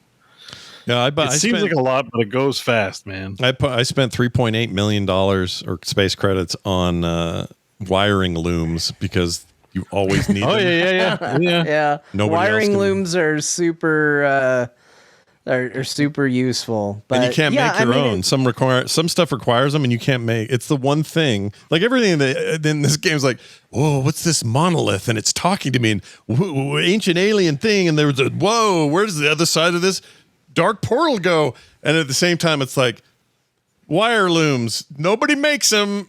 Except this, you got to buy them. We don't know who makes them. They must be impossible to make by. Like it's the weirdest mystery of the game. Who makes the wiring looms? Yeah, it irritates me. It's cool, but I definitely get because like I see chat saying FOMO and lots of stuff to do and talk like that, and I agree. But I think it's because this game has so many radically different directions that it can go in. Like it's not just a case of, oh, the I gotta walk so far down this road. I have so far to go. It's that once you kind of get your ship, get in space, get your first little, legs out in the galaxy, the game can go in so many different directions. And not only that, but whatever path you take also goes very far. And so it can feel a little bit like, wow, I got really lost down base building, or I got really lost down, building my Corvette, or just doing the main story quest and all that sort of stuff. They all have really long legs, and they all go in kind of divergent directions, but you can really just take it at its own pace. That's what I've been trying to do. Like I've only been to, I think, 6 systems at this point, but I have landed and explored every one of those planets on them. Yeah. I've been to like 80.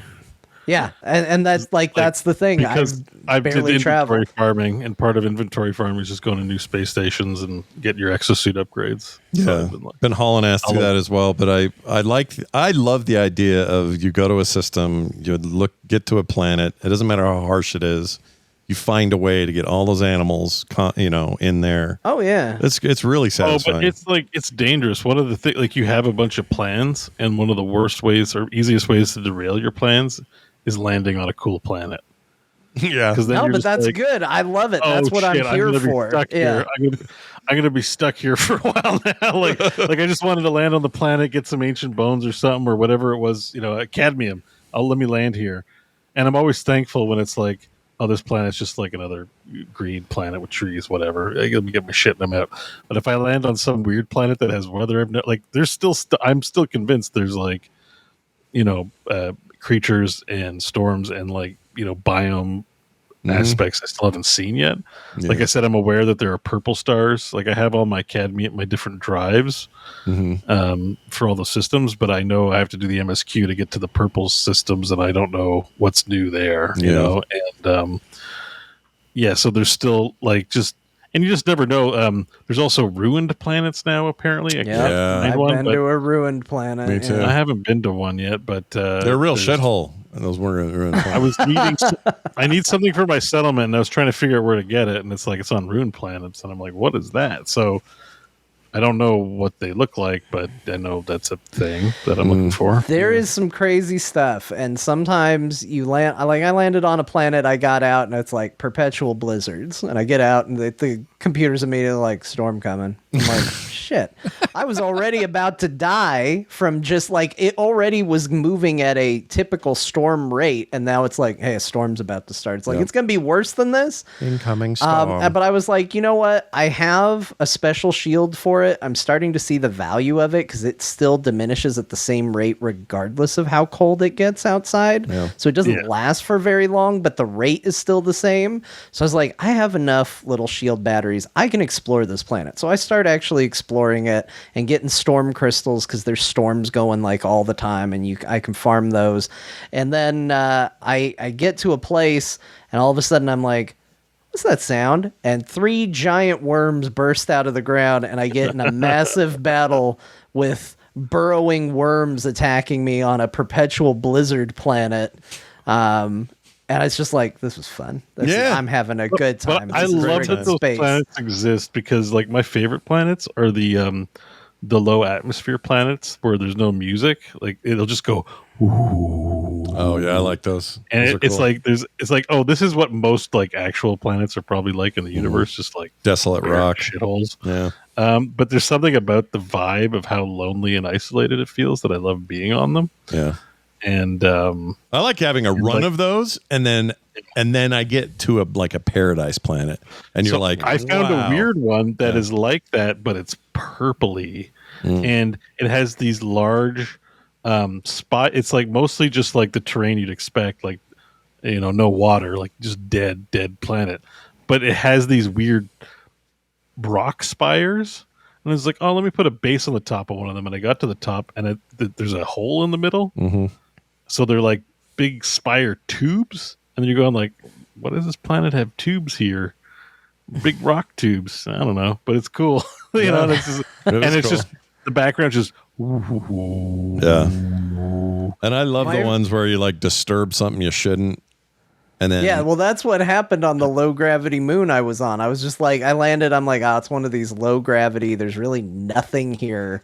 I was bouncing around, and then I saw one of the little red dinosaur bone icons, and I was like, all right, well, let's check that out. There's nothing else here. So I pick it up, and it's like a guardian has been summoned, and I'm like, I don't know what they're talking about. It's dead quiet because they get rid of the music there. So there's no like lift and score or anything. And I turn around, and this giant stone mech warrior comes stomping over the surface of the moon, shooting friggin' lasers at me. I'm like, oh my God, what is this? I gotta go. It's so massive. And it'll waste you if you're not like prepped for it or have a good weapon. The first or time whatever. it happened, the big thing when something on the ground is too hard to fight, just jump in your ship and shoot at it from there. Yeah, especially the big ones. It's actually and it's still kind of a fight, but they don't do much to you while you're in the ship. I had a couple of those go down that way, and there's always, I don't know, there's just always something to do. It's like the vision of the game in the first place is here. And like I haven't run out of like the exploration aspect. It always feels like there's a fresh thing where I'm like, oh, this is cool. Let me get this. Or hard to think of another game that makes me feel that way. It's really hard. I can't think of too many. I remember playing before where I just felt like I was in a constant loop of just trying to farm credits to get things and got a little bored. But like right now, there's just so many cool new little things, and my ship's getting all souped up, and I want to get like, there's a lot of cosmetics. I want to like, I see people running around the anomaly with like crazy ass looking stuff, and I'm like, man, I want to look like that. I have like no cosmetics, so I got to figure that stuff out. I don't know. I've never. I'll be going to be playing it for a lot for the next couple of weeks. I think for sure. Yeah. I think so too. The one thing I didn't, John, you did the full Atlas story thing before, right? You've done that maybe even a couple of times. I've gotten through it once. I don't remember much about it. The worst part about it is I never done it. did that before. I wish I had, because I didn't know what I was getting into. I finally got to a point in it where it said, all right, do you want to reset the universe, Yes, basically? there is a part in the story where you can reset your universe. And I didn't know what that meant. I thought it meant, do I start over? I didn't look anything up. I just want to learn how this went. This is before I was having the bugs. And I said, well, I mean, I'm here. Let's do what sounds crazy, because you have options. You don't have to reset it. But I did. And it sent me to some desolate moon on my back. I woke up like I'd never played the game before. In fact, I was worried I'd like start. It was like New Game Plus. Like, what the hell did I do? And I finally roll up. I get my abilities, but nothing's working. And I check all my shit, and it's all damaged. So I have all the inventory I had. I have all the money I had. Everything I had previous to the reset. But everything's broken, which means I need about 50 wiring looms. My ship won't fly. Yeah, oh it is a little bit of a New Game Plus to a degree. Like, you kind of keep your stuff, but you're also in a state of starting over. Yeah, that threw me. Did you get to the center of the galaxy? No, that's not the Atlas one, but which one is? There's two lines. One is Atlas. One is the other. You one. are aware that it's a multiverse, right? Yeah, no, I knew that, and now I'm There's in 255 versions of the galaxy. Yeah, because part of this is the realization of that. It takes me to a new one, so it's not even a reset of my galaxy. It was like it took me to a new place, and it had a whole long. Yeah, because doesn't everybody start in Euclid? Isn't that right? I think that's right. Euclid is galaxy number 1. But and then you get to pick where you go from there to a sort of. So like that. with the main quest in the first galaxy, there's like shortcuts to the center of the galaxy where you don't have to manually jump 700,000 light years. Yeah. 1,000 at a time if you have really upgraded stuff. So like 700 jumps to get to the center. But for the other galaxies, there's no shortcuts. You manually have to go to the center to get to the next galaxy. And if you go through all 255, you can skip some. They usually give you 4 options. And so like the 4 options would be Galaxy 2, 3, 4, 5, and 6. You can keep jumping through parallel universes. And then once you get up to 256, you go back to Euclid, back to 1. Oh, weird. But from the MMO perspective, it's like going to an emptier server because all the new players are on Euclid, right? The heaviest population is going to be in the Euclid galaxy. Because with my first character, I'm on like the first jump or whatever. And the amount, like in my current playthrough, like I keep finding planets discovered by other players and stuff. I'm like, oh, that's cool. There's other people around, even though some of it was discovered 5 years ago. It says, I'm like, well, they were around at some point. Yeah. But like that, I never have that experience in some of the other later galaxies. So they're definitely lonelier and empty. Yeah, this playthrough, I haven't had any previously discovered stuff yet. I'm this close to blaming my can't land anywhere glitch on the fact that I had to go talk to somebody. Oh, this is after the reset. That's what this was. You put landing gear on your ship build? Yeah. Oh yeah. Hell yeah. Okay. You have to. You have to. You can't. You have to start with it, or else you. you're screwed. Well, I don't know if you have to start with it, but you have to put it in before you can finish it. But anyway, when I go in there to the anomaly, that's where it wanted me to go after the reset. I go in there, and it is packed with player names, like a billion player names. Yeah, maybe all something over. It tried to zone you in when it was too busy or something. Yeah, so I go in. This is what's great about it. I wish I would have captured this video because it was so weird. But my first experience with the glitch was it flies me over to what should be an open bay for my ship to land. There's a ship there where I'm going to land. So instead of having me land on top of it or clip through it or pretend it's not there or any of that, it stops above it, kind of twitches for a minute, and then proceeds to do its clip through everything thing. And I think that's what started it. And now I got to figure out how to stop it. Yeah, that's probably what did it. I would get out of your ship in space if you can and resummon it, or I'm going to try that next. Whatever you can. Yeah. I just want to share with you guys because it will always be my proudest thing. In Discord, I have what my ship is, and I love it so much. Oh, let's take a look here. It is from an expedition. No, I didn't make that. That is a ship that you get in one of the expeditions. I just love it. I was about to give you a big compliment for making Yeah, It look, did. Millennium Falcon. Yeah. Yeah, it did bum me out a little bit because I like the ship so much that I like kind of don't pay attention to ships in the game, which used to be a big focus for me. Was like, oh, I want to find a better ship. Oh, better ship, better ship. This thing's the coolest ship. It's a badass Now, I ship. have seen your guys' Sentinel ships. I do want one. I will say that. Sentinel But ships are cool. This ship is very cool. Sentinel ships are cool because how you fuel them is so freaking easy once you find a planet with enough of those crystals. You just never not.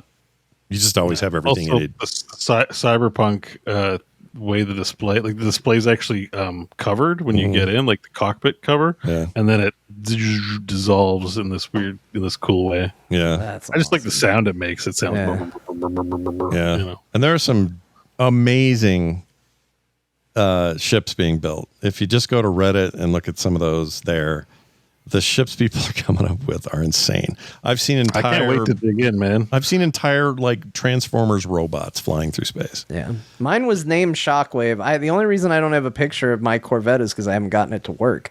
I thought I thought if I stacked the HAB units on top of each other, there would be a way to go up levels. There isn't. So I made a ship that I could walk in, but I couldn't get to the cockpit on. And I was like, I don't know what to. I don't know what to do. I've just got a cargo bay that I can walk into, and I don't know how to build ladders or whatever in here. So I have to kind of break it down, but it looks cool. Yeah. I have a feeling like they're going to add more to this. Yeah.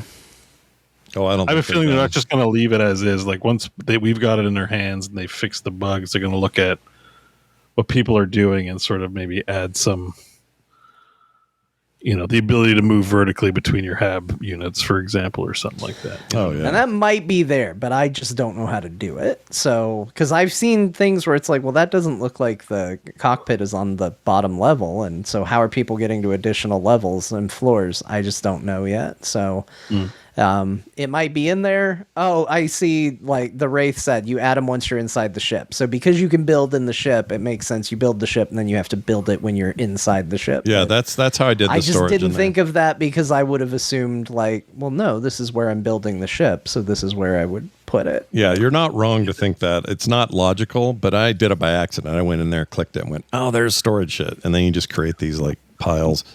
It gets glitchy in there too, though. I got to figure out what I want my interior to be, but Yeah, my ramp to my ship just doesn't work. It was down. I walked in. I closed it. It closed 2/3 of the way and went. yeah. And then now it won't open or close. Yeah. See, I'm like, well, crap. there are people making Bo. I saw one you'd love. I saw somebody made a 40K fortress ship. Oh, I did see that too. If I Yeah. can find it. I mean, right now there's a guitar. Like you can make weird shit. But let's see where Great. is it? Oh, there's a I Star love the Destroyer. googly eyes. Yeah. Weird bio ones that you can kind of use the bio parts. Somebody made I a. think it was on Sean Murray's Twitter, the Warhammer one. Was it? So I don't know where I I saw just it. gotta find his Yeah, I'm Twitter looking forward to account real digging quick into and go it. through it. They are exciting looking. Oh, there's just like It's just a PC with somebody made the what do you call it? somebody made freaking Slave One. Slave One. They made all the famous Oh, ships are being there's ripped. Serenity, yeah. Yeah, That's there's good. where did I see? Oh, I swear it was this page. A lot of pirate ships looking Oh, like this. I found one. Did you? one. Share I'll it. put it Let's in see our it. Discord. Hold on. Because it's something, dude. It's like, and that is a look at that Millennium Falcon. That's breaker. really good. Like Yeah. that looks like the real damn ship. Okay, I posted it in Discord. All right, let me pull this up. You found the Warhammer I think people one? at home might be. Oh man! Yeah, see Whoa. that, and that doesn't justify how big it is. That thing is monstrous in the game. Like just Don't they have absolutely huge. Don't they have unit limits? I thought I was reading that there was like They do. There's like a 200 piece cap or something. Or I may have that wrong on the number, but there's some kind of item cap per ship. How much you Oh, can? the TARDIS is sweet. That's so cool. Isn't that awesome, dude? Make it look like a car. TARDIS Yeah, flying through geez, I'm there. already like thinking, what am I gonna make? What's my big original idea? I don't know. Somebody, I don't know where I saw it. It wasn't his Twitter account, but somewhere I saw somebody did a what's the big vacuum robot from Spaceballs? Do you know what I'm talking about? It looks like a giant vacuum person. Or that's what it is. It's like their Star Destroyer version is like a giant robot with a vacuum. Okay. Anyway, somebody made that shit. Yeah. It's crazy. Totally crazy. I love it. Creativity, run amok. I mean, everybody's losing their minds. It's good stuff. So there you go. We all played No Man's Sky, the 9.5-year-old game. Yeah, and like I said, if you've ever been like, I don't know when to jump in, because I've always skipped updates. This is the one, man. Yeah, it's crazy. Just related side news: highest player count since launch on this update. Concurrent players are through the roof. So Doing I think that was a very big well. thing. I think that was a feature people liked about Starfield, in spite of the mixed response to the other ones. Like, it's pretty universal if you like space games. if you're John, that's get the the only feature you like. Yep, they got the one. I think a lot of people like making their own ship, and seeing, I think, all these exciting photos makes me go like, oh man, I want to make something cool. So. I agree. For a hot second, I thought somebody made a guy riding a thing. Whoops, not this. Sorry. Let me kill that. This right here. I was like, wait a minute, what is this? Oh, okay. It's just a thing. It's just a picture from Treasure Planet. Treasure Planet. Underrated, by the way, Treasure Planet. I love that movie. People should have liked that more. All right, let's get to what else we played. So this isn't just the No Man's Sky cast. You, Scott, played a game I was extremely curious about. So I'm excited to hear about this because I was really excited for it. Yeah. And I hope you're going to tell me good things. I'm going to tell you great things. Although, for some reason, this link is wrong. Let's fix it. There we go. So it's the year of the ninja, I think, a little bit. And a lot of ninja games are coming out. And, we had the new Gaiden game, the 2D one. They have new 3D ones coming out this year. And then we saw at some show or another that Sega was publishing a new Shinobi game based on the Shinobi franchise, long-running, Genesis, I think was the original Shinobi game. Shinobi 3 was one of my favorites. I loved it. But it, in retrospect, it's a little stiff. It's not the best looking game ever. And I wasn't sure about this. I wanted this to be rad. I thought the art style based on the trailer looked cool, but I wasn't really super sure what we were going to get into. And let's skip ahead a little bit here. This is the new game, Shinobi Art of Vengeance. I want to thank Poppin' Fresh for this. He sent this to me while I was on my trip. And it is one of the best looking 2D side scrollers I've ever seen. And that includes the new Ninja Gaiden game. Like, I feel it's a little bit of a usurp. Like, I was sure that was going to be the one everyone talked about this year and that there would be no competition in that space. And that it would be, Shinobi's fight to lose. And I think it might be the other way around. And it does not diminish the quality of the other one because the other one is very good. But in some ways, the other one plays it safe. Now that I've played this and seen what is possible, this is really awesome. Almost like an animated 2D cartoon. Like, that's... Oh, big time, yeah. I mean, usually you're used to, like, lower res or something like this, but I look at this and I'm like, man, the animation, it's all high res. Yep. There's a lot of frames to everything. Yep, everything scales really well. So you zoom in to some action, zoom out for some action. It's also off the charts in terms of like what story it went for. This is not some ancient feudal Japan time. This is like some near future cyberpunky kind of corpo future. And Shinobi's always been kind of crazy. It's always been a little weird, right? Yeah. It's been a little nutty. Yeah. It's got some really, like you're seeing some of it here, some really interesting puzzle mechanics. It's essentially a Metroidvania in a lot of ways, but it's also very heavy on the action, which I think is smart. I'm not super far yet, but it leaves an impression, dude. This game is very cool. And I can't believe I'm saying this about a Shinobi game, but it's really, really cool. Graphically, animation-wise, sound-wise, the cutscene stuff is really good.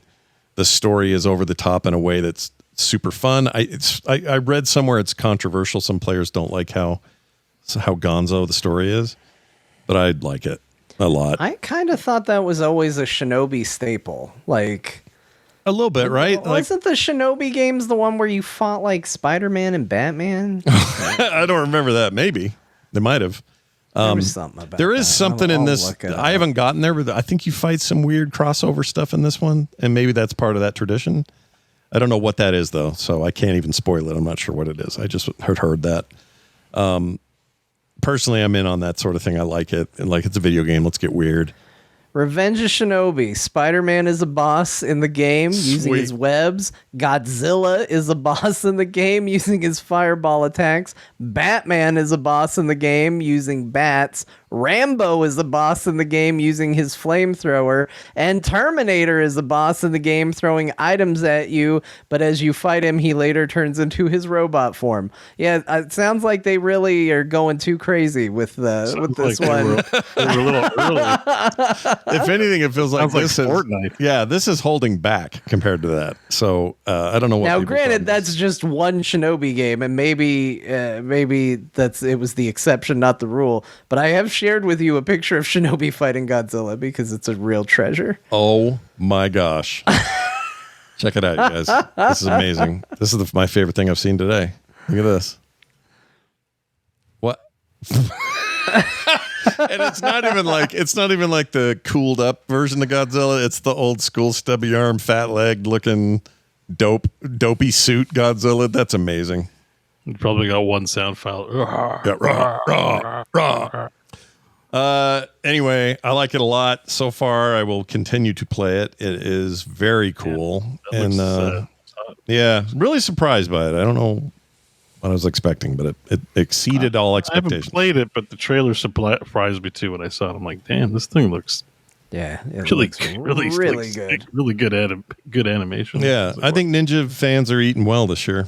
I'll say that. Yeah, and you know what? I gotta also say kudos to them for like kind of leaning into it. If you bought one on Steam, you can they've bundled them. Shinobi and Ninja Gaiden are in a Steam bundle. There's a Path of the Ninja bundle. Oh wow. On Steam.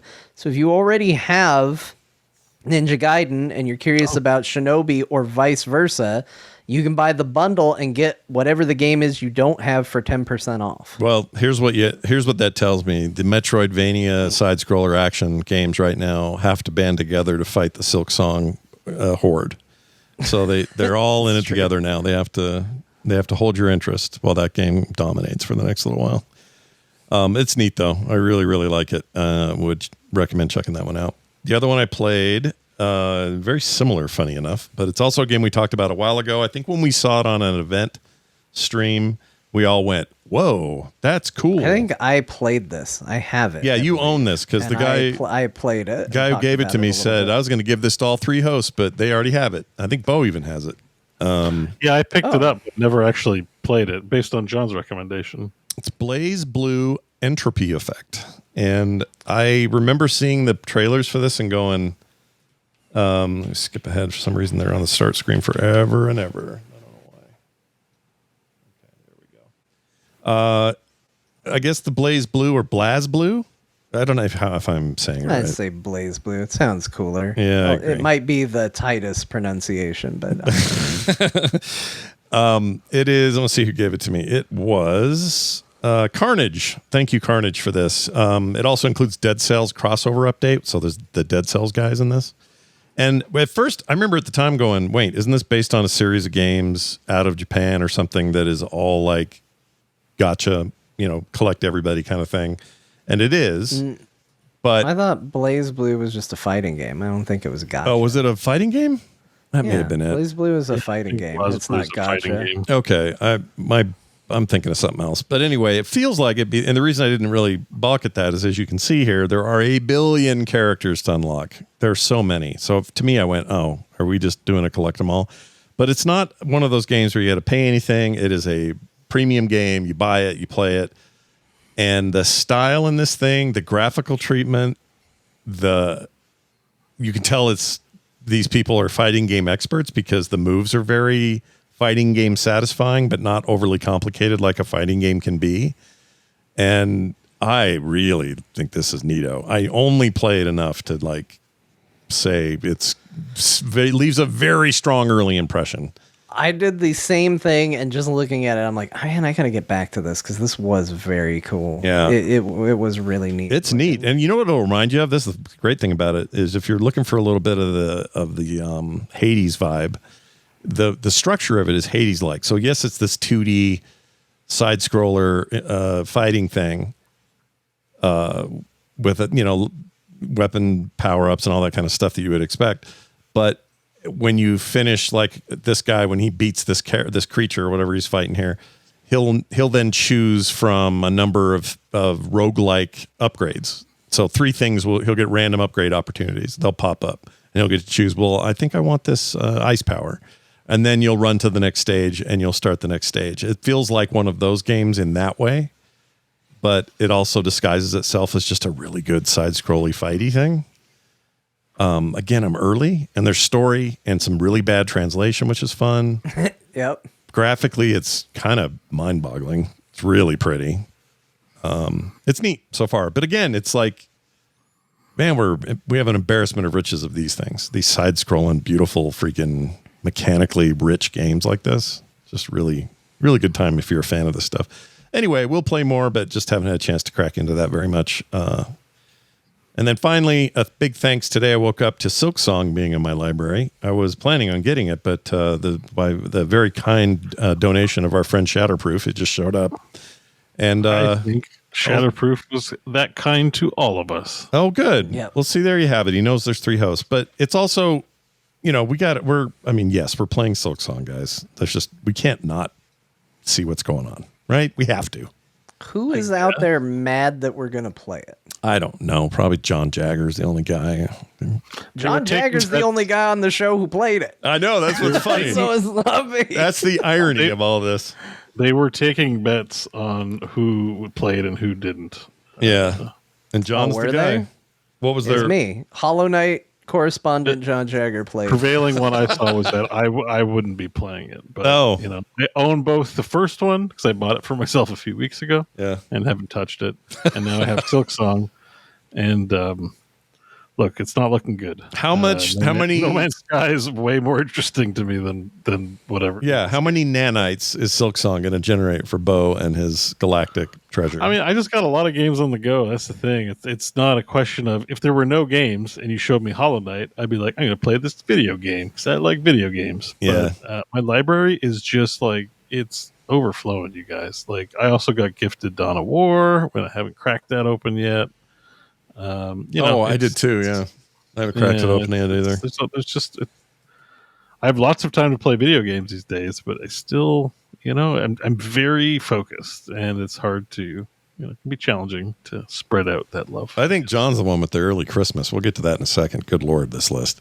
Yeah. But anyway, John's list? yeah, we'll get to that in a sec. But Shatterproof for Silksong, huge thanks to him. And thank you, Ragarick, for this game called Loan Shark, which is apparently like this fishing thing. I have not played it yet. I got it while I was out of town. I'm definitely going to, so thanks for that. Is this like Shark Dentist, but for loans? I think you have to pay a shark back with fish you catch, or else the shark will... I don't know. I don't know what the story is. It looks interesting. So I'm excited to play. Yeah, okay. It's definitely one of those games, where it's subversive. Yeah, bring it on, I say. All right, John, you did play Hollow Knight, Silksong, Bug in a Skirt. Tell us about it. It just came out today, right? So It just came out today. So I have put, let me look at it because I wasn't planning on it, but it was gifted. Big thank you to Shatterproof. I've played for 99 minutes. Oh, it's not Steam bad. says. That's a fair taste of what you can expect, I think. Yeah. I got in. Here's my hot take. I think I like it more than Hollow Knight. Oh, at least in terms of the first impression, it makes a more positive first impression on me than Hollow Knight did. I think tonally they're probably going for different things. I think there's probably going to be a lot of people that really love the kind of moody atmosphere that Hollow Knight, like the kind of depressing, moody atmosphere that Hollow Knight goes for right out of the gate. Everything's very somber. You just talk to people. It kind of comes across almost like, a Souls-like game where you talk to people and they're just like, life sucks. Then you talk to them again, they're like, did you know life sucks? And you're like, yeah. And you talk to them again, they're like, I hear you, man. Life sucks. I talked to him 3 times. Good job. Hornet as a character is a little more interesting. One, she actually talks back. I don't know if the main character in Hollow Knight actually ever speaks. I never really got enough of a personality off that character to tell if he was supposed to be saying anything. It felt like mostly people just talked to him. But Hornet talks, so Hornet has a bit of a personality, which is fair because in Hollow Knight she did. And in fact, she was probably my favorite character from the time I spent in Hollow Knight, because there's something to be said about this character that's darting around doing cool stuff, and then when you fight her, she laughs during your fight. And there's something, immediately endearing in this world of people that are kind of down and depressed and talking about sad things, that like fights you and laughs like she's having a good time when she's fighting you. Like it's a different personality in a sea of sadness. Right. So I really liked the character design. I thought she was cool.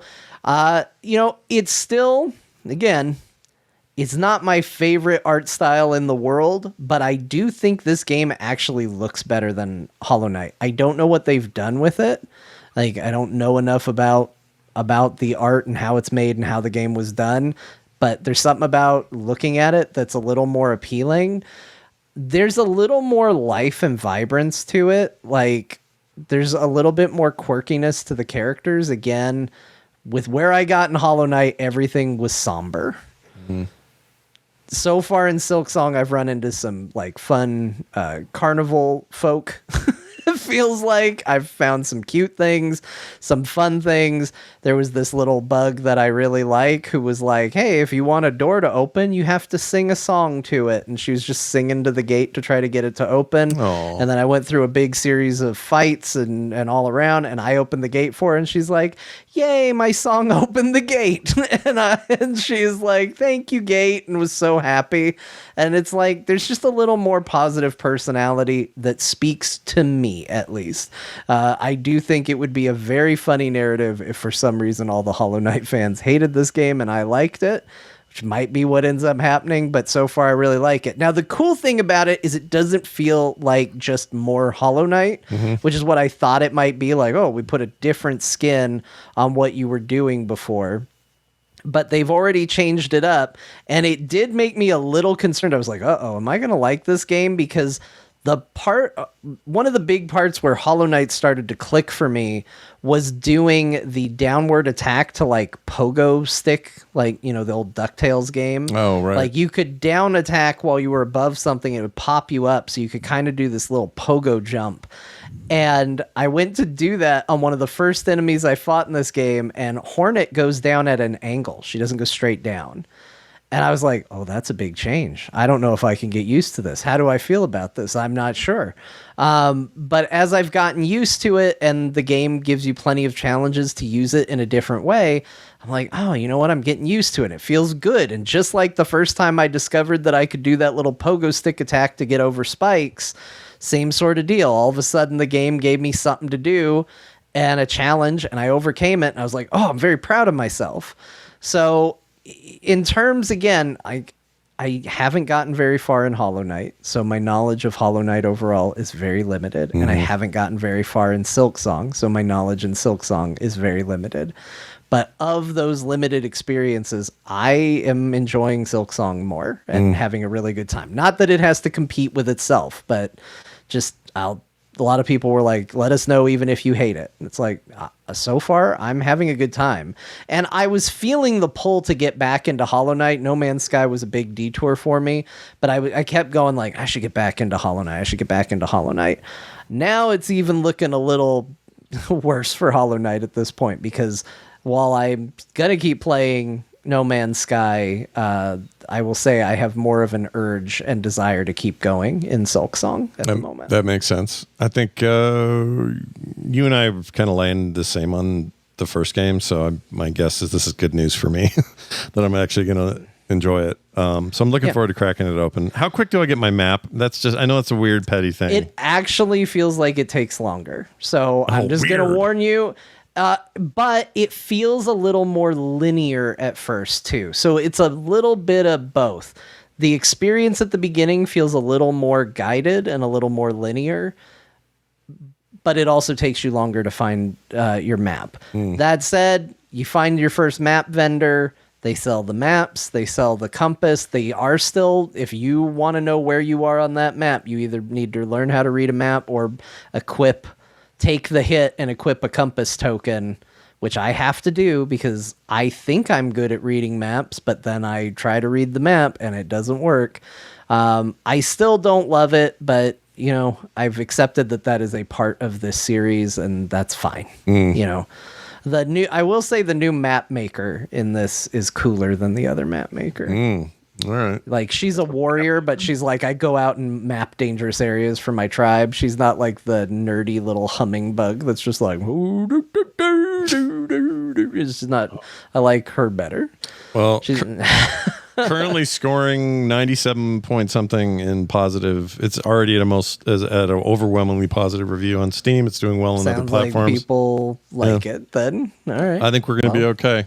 I think the Silksong Legacy. This is not going to be, what was the one that took forever and it finally came out and it was terrible? Duke Nukem. Forever. Yeah. Duke Nukem Forever. Yeah. This isn't that. This is a good game, turns out. From what I can tell. I'm sure a lot of these I'm looking at some, it's like, I played for 0.3 hours. This game is better than Jesus. It's like, We're just all right. happy that their meme never coming out game finally came out. Yeah, they're stoked. I will say, like, the Half-Life 3 game, comes out, Yeah. People the will game starts you at the bottom of a pit, like, for the narrative in Silksong. Bug pit. And I have fallen down that pit 4 times over the course of, like, playing through the game and reaching new levels of verticality. Yeah. And then, whoops, let me check out what's down here, and wind up back at the beginning of the stupid damn pit. I'm like, oh my God, how many times am I going to fall down this stupid pit? I've got to stop. Yeah. I got to stop falling down this hole. That's what makes it a Souls-like this time particular. around, is that pit. It's a Souls Yeah, pit. it's not the death. It's just this big old pit that puts you right back at the start of the whole game. Damn. Yeah, it's cool, but that's pretty much what I played. My son had strep throat this week, Oh, no. and so I was dealing with a sick kid, and then he had to go to the hospital it ended up being nothing, but it's been a crazy week. Has Jeez. not been a lot of video games as a result, but that didn't make games not appear. So I do want to give a big shout out to Poppin' Fresh, who, apropos of nothing, didn't say like happy birthday or anything, but Poppin' Fresh decided to gift me Metal Gear Solid Delta, Final Fantasy Tactics, Silent Hill F, and the Kingdom Hearts series. Shit. I don't know if that last one is a gift, though. What do you Is think that being is? given Kingdom Hearts a gift? Or is it a curse? Is it a warning? Have I been saddled with something? Have I been saddled with responsibility now? Yeah. That's impressive, though, because Metal very Gear generous. Solid, Delta is $70 on its own. That's not No, a cheap it was game. exceptionally generous, and I don't know. Again, I don't know what I did to deserve it, because I'm with me all the time, and I didn't. You're a deserve it. wonderful boy. That's what. That's right. And- What if but, Poppin' a- Fresh calls you and says, John, remember that time?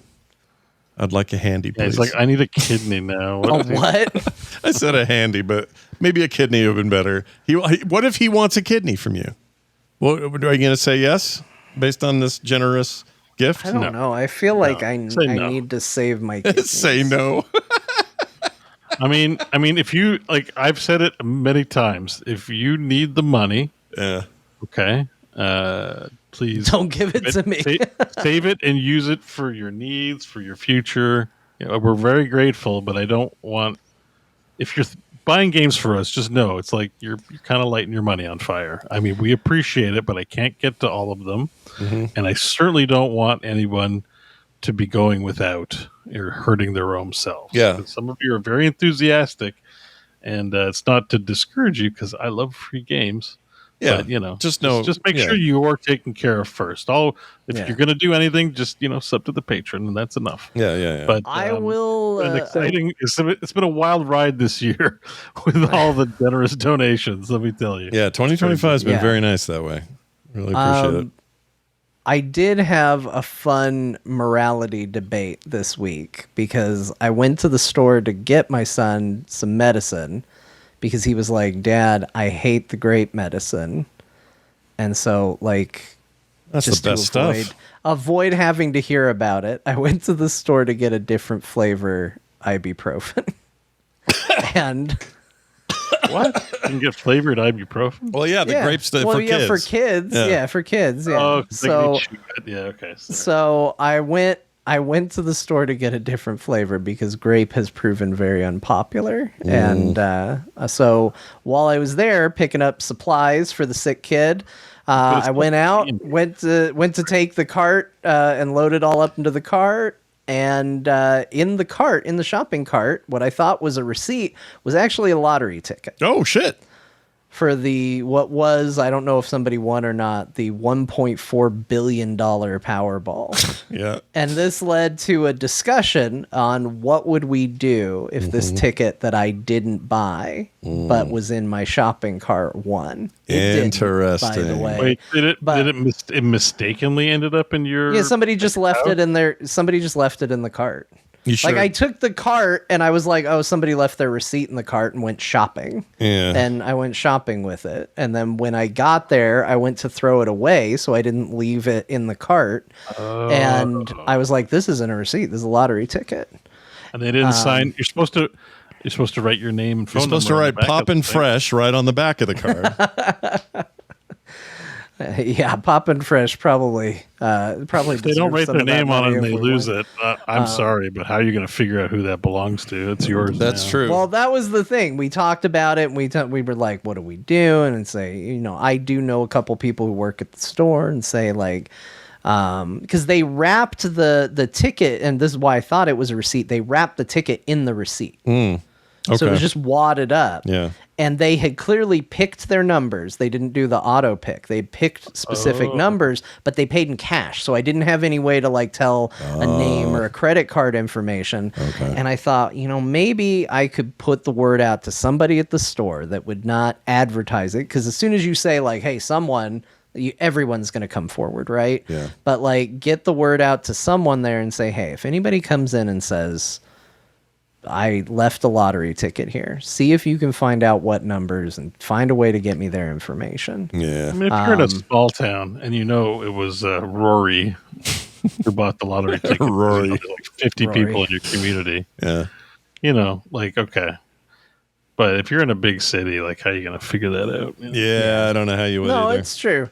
But, I do think I would do my due diligence. I don't think I would feel right if I just automatically went, their loss, and went and cashed. Yeah, John's not that kind of guy. I respect that. But it did, we asked everybody. It was like, we were asking, the kids, what would you do in this situation? My stepdaughter was like, well, here's what I would do. I would pay off our car. And I was like, no, I don't mean what would you do with the money? Of course, that's what kids think, though. That's the first thing. I get it. Well, you've avoided all that drama because it didn't win. So But didn't win, so I don't have to worry about what I would do with money. All right. Continue to not have it. But the person that lost it might be kicking themselves unless they wrote their numbers down or they use the same numbers all the time. Well, that's what I'm right. assuming is maybe they have lucky numbers and they Because could they do repeat it. track the number of winning tickets. Like everything is serialized, so they know how many people. They know how many people with what numbers are printed. Yeah. Because you'll see that on the sites. Like there were 3 winners. It's not because 3 people came forward with winning tickets. They know there's 3 out there to claim. Right. For example, if 3 people win the winning number, they got to split the pool. Oh, right. Office stuff. Yeah. People do Yeah, that which all does the time. happen. Even maybe not for first place, but for second or third or whatever. Like the smaller payouts. Yeah. So they do track something, but if it wasn't paid with a credit card, Yeah, it's really hard Unless- to figure out who it's going to be. I think it's just yours. Yeah. And like, what are they gonna? It's like I bought this. And You have now- a receipt. I paid yeah. cash and threw the receipt. And now the loss is yours. You didn't win with your free ticket. Well, imagine if you had, though, John. Imagine if you had. I know. I would. We talked about it. It got talked about. It would change. It would change your life. It would change. It would not change as much as I think people would suspect. But yes, there would be some changes. Yeah, I would be. Sorry, for 1.4 million. The closest 1.4 billion. Billion with a B. Did you just say it wouldn't change your life? I don't think that's what he means. No, I mean outwardly. I mean, like, what people see at home, what you would see and experience, it would be very little change. Yeah, we see you in the freaking Caribbean or something. You'd be like, "I'm sorry, going on my 8th." I don't want to go to the Caribbean. I don't want to go to people. Rome. Your family's gonna make you. Your We say, you got all this money, you need to live. Let's take the kids to somewhere fun. You'd be like, "I don't want to." I'm going to defend John's position here because I always say this. Now, who knows when it actually happens? I know things happen and people change, but I feel very similar. If I suddenly was handed 1.5 billion or even just a couple of million, what would really change? I would be very quiet about it. I would pay off the house and be debt free, and I'd invest a little bit of it, and I would use the rest to do fun stuff, but I wouldn't be a weirdo. Like I don't think I would. I would try really hard not to be. You know what I mean? I mean, I'd be giving away the biggest tell right now by telling you, but I think outwardly, besides people going like, man, John's got a nice setup, like, you know, that maybe some stuff in the background changes or something. I think the closest anybody on the outside looking in would know is I would probably go, hey, everybody, this buying us games has become very problematic for me. Please stop for me. Do whatever you want for Scott and Bo, but please stop because I'm fine. John will buy games for the rest of us from now on. That would be, you tell me what games you want Scott and Bo to have and I'll take care of it. Yeah. That would probably be, I think, the closest to an outward appearance thing because I don't want that much. I want to not have to make payments on things. Oh, it'd be great to be. Yeah, that's my whole attitude about all things in life. Money doesn't buy you happiness, but being out of debt does. Nice to not have. Yeah, you're gonna have like diamond laser bidets. I don't know. All I'm saying is, I win $1 billion. You'll definitely notice changes. My eyebrows will look better. I'm not even pretending for a little bit that things wouldn't change. I think I definitely still want to do this show, and I think I hopefully. Well, that's his point. Is you wouldn't change as a person. You wouldn't suddenly become a dick. This background would be something different. I'd be like, oh, woo, I'm living it up in my pool. I'm podcasting from the pool. I'd have my shirt off, and I'd be like sitting in the pool lounging. I would finally build and run. You would never hear me complain about a console because I just own all the consoles. You own the console company. And I'd be like, I don't play video games unless it's on a 92-inch television. Yeah. I got ideas. It's mostly Frogpants shit. I think I've got freaking Titan NVIDIA. Who games on anything other than an NVIDIA Titan? Great. If you're not spending $5,000 on a graphics card, are you even living? Yeah. Well, that's because you've got a bidet shooting a laser up your ass every time you take a dump. That'll make you a cranky. You know what I realized? This is another sidetrack, but you said bidet, and it made me realize that the marketing for like super soakers in the 90s can be 1-to-1 move to bidets, and you don't have to change anything about it. Are you sure you want a Gatling gun bidet? Would that be better? I haven't. Hold on. I got to find one now. I just mean if you pull up a super soaker ad and assume they're talking about a bidet instead of a super soaker, it translates pretty much 1-to-1. Okay, so what I'm going to do... Scott's going to put this to the test. I'm going to put one AI to make a bidet super soaker ad. So I'm going to put a super soaker water torrent blaster ad up, but no sound. Okay. Well, you got to hear the sound. It's an audio thing more than a visual thing. I don't mean like you look at a super soaker and you're like, that's an ad for a bidet. I mean like their whole slogan is wetter is better. Okay. That could apply you very point them at your asshole to clean it. I think they are portable bidets in a way.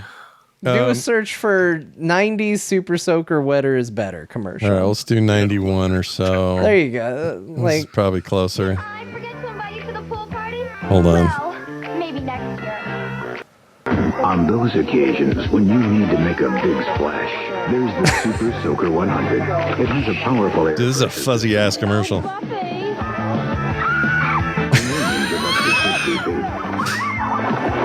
But wait, this part would make me not want to use a bidet at all. Soaker 100. It's a water gun of a higher caliber.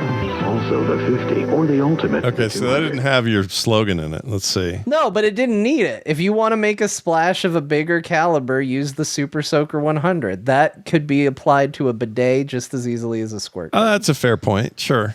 I get that. Ooh, That's all I'm saying. There. Oh, there it is. There's this the it? guy. Is this He the looks one? like no. The next one down. The next one down. All right, go back. You This got to guy. get the drill sergeant. That guy. I'm loving it. My turn. Yeah! The new Laramie Super Soaker XP 105. Well, it is your friend, Smith. Hit me with the XP 105. Sarge? I said, hit me! Yeah! Let's put the XP There you go. You know what? Starting to agree. And I'm loving it. My turn. If you close your eyes and pretend this isn't about super soakers and pretend instead that audio is describing a hot new bidet. I mean, Yeah. super soakers are portable bidets, anyways, right? Have you ever used Right. one for that? Have you ever given it a shot? Well, no, but I'm No, pretty because sure you would need could. somebody else to come help you yeah, with that's it. And true. who wants that? Maybe you could rig up a remote, like a mechanism. Now, to if remote Bo it. won the lottery, Yeah. he could afford Yeah. a super soaker bidet. Yeah, you'd have a Have you guy guys ever walking got around. shot in the face with the bidet? Does that ever happen? Oh my gosh. Yes, the first time I installed it, I got shot in the face with it. Never happened to me before. Yeah. If I you like in- a misclick and you just goes, you're like, oh shit, I got That sounds terrible. I don't know why I installed the bidet, the first one I ever got. I installed it. I was very proud of myself, but I'd never really messed around with anything like that before, and I'd done it all by myself. No one else was in the house. I had no professional second opinion to say, did I do it correctly? And I was so in the zone of, did I install this correctly, that once it was all hooked up, I wasn't sitting on it. I was just like, well, let's see if it works. And I was kneeling down in front of the toilet. Oh. And I turned it on and blasted myself right in the face with it. it works. Yeah. That's amazing. I've never done that. I hope I never do. I hope that never happens to me. Well, I hope I hope never to get hit in the head with a super avoidable concrete column pillar, but here we are. Here we are. Here we are. Look at that big old thing on your head. So, Bo, let's get to you and your time in Peak. I'm so happy to hear one of us has tried this because every day I'm tempted and I never do it. Never pull the trigger. I think I need to thank someone for Peak too, but I don't remember who bought it for me. But thank you. All right, what do we got? Tell us about it. It's the weird climbing co-op deal, right? It's the meme game. It's Yeah. the meme game du jour. I don't know if it's reached its apex or not, but basically, it's 1 to 4 players, and your job is to work cooperatively to scale a mountain. Everyone looks like a derpy butthole. You're supposed to use in-game chat because there's actually VoIP mechanics where, like, you know how mountains are echoey. So if someone's far away, they'll just be like, "Where are you? Where are you? Where are you? Where are you? I'm over here. I'm over here. I'm over here." And it actually like adds to the atmosphere quite a bit. So that's cool. And there's no real shooting. It's all just like you have your life bar is like your hunger meter. So the more you have to go to the bathroom, you get like a little poo thing. If you take an injury, it affects your stamina meter. And if you get poisoned, it affects your stamina meter. Everything affects your stamina meter. And you just lay ropes and help each other up and work cooperatively. Now, this meme game operates like a lot of meme games in that the controls don't have a lot of finesse. You know, like Right. That's the idea, though, so right? they're You want- quasi frustrating a little bit because sometimes I'm like, man, if this was like freaking this game where I can wall ride and do all kinds of stuff, it's so annoying. So this was a palette cleanser because we're done with Valheim and we're trying to pick a new game, and Peak was only $10. Oh, you Very did this easy to with get. Crofton? This was a Crofton? I did this with Crofton and Mike and Oh. Pepperoni Pete, so that's who's playing with me there. Shit. And it was a good time, but like we definitely had some frustrations. Again, people like to walk off in their own directions, and it's Not to hard. name any Scale a names, mountain. but- There's a mechanic where you hold person's hand and help hoist them up. And everyone's going their own way, and it's very hard. There's also a Fortnite burn circle or whatever you call it. The battle royale closing circle. Right. So there is a time limit. You can't spend forever on the mountain. Well, I think there's an easier mode where there's no circle, which I might try experimenting with because sometimes the debate over which handhold to do next takes like freaking 20 minutes. Yeah. So I don't know. The TLDR of this game is it was a pretty big hit, I think, with everybody except for me, where it's like I kind of like it because it's funny and it makes for funny moments, but I also kind of hate it because it controls like kind of garbage. You know, I find I'm not a big fan of. I have a hard time playing games where it's like the premise is here, everything you do super janky, and enjoy. Yeah. You know, it bugs me. The janky is part of the experience, I guess, but that's not always a good thing. I get it. It's like, yeah, but you know, it's meant like, you know, the premise of the game isn't like you're a bunch of awesome climbers and get upgrades to your climbing ability. It's like, no, you're a bunch of derpy guys in a plane crash that look like a pile of idiots. And it is funny when you fall. Like when you fall off the mountain and you drop 20 feet and you watch the other guys falling off, it is funny. Mm-hmm. Like there is merit to the game. It is funny. It's just I don't think my personality type works well with this kind of game. But the Wraith in the chat says, "But you liked VR chat." I don't think that's a good comparison. So VR chat's not really. It's not a game. Yeah, it's just like that. The issue is VR chat is just you know, socializing and having weird experiences, which is fine. It controls terribly and janky. Sure. Yeah, like it's not. It's just it doesn't. You can't really compare because there's no game. Like there are games in VR chat, like game rooms where you hang out with friends and do games that people have programmed in custom rooms. They suck. Like, and I don't do them. Mm-hmm. Like the Robloxification of like, you know, community built things that are fun because you're playing with other people. I'm too much of a snob about video games. I want to play the best video games. I don't want to play shitty games just because they're an excuse to hang out with friends and enjoy shitty games. Like that's just my philosophy. I want to play fun games. There are games that are fun that are dirt. Like we had a lot of fun with Duck Game.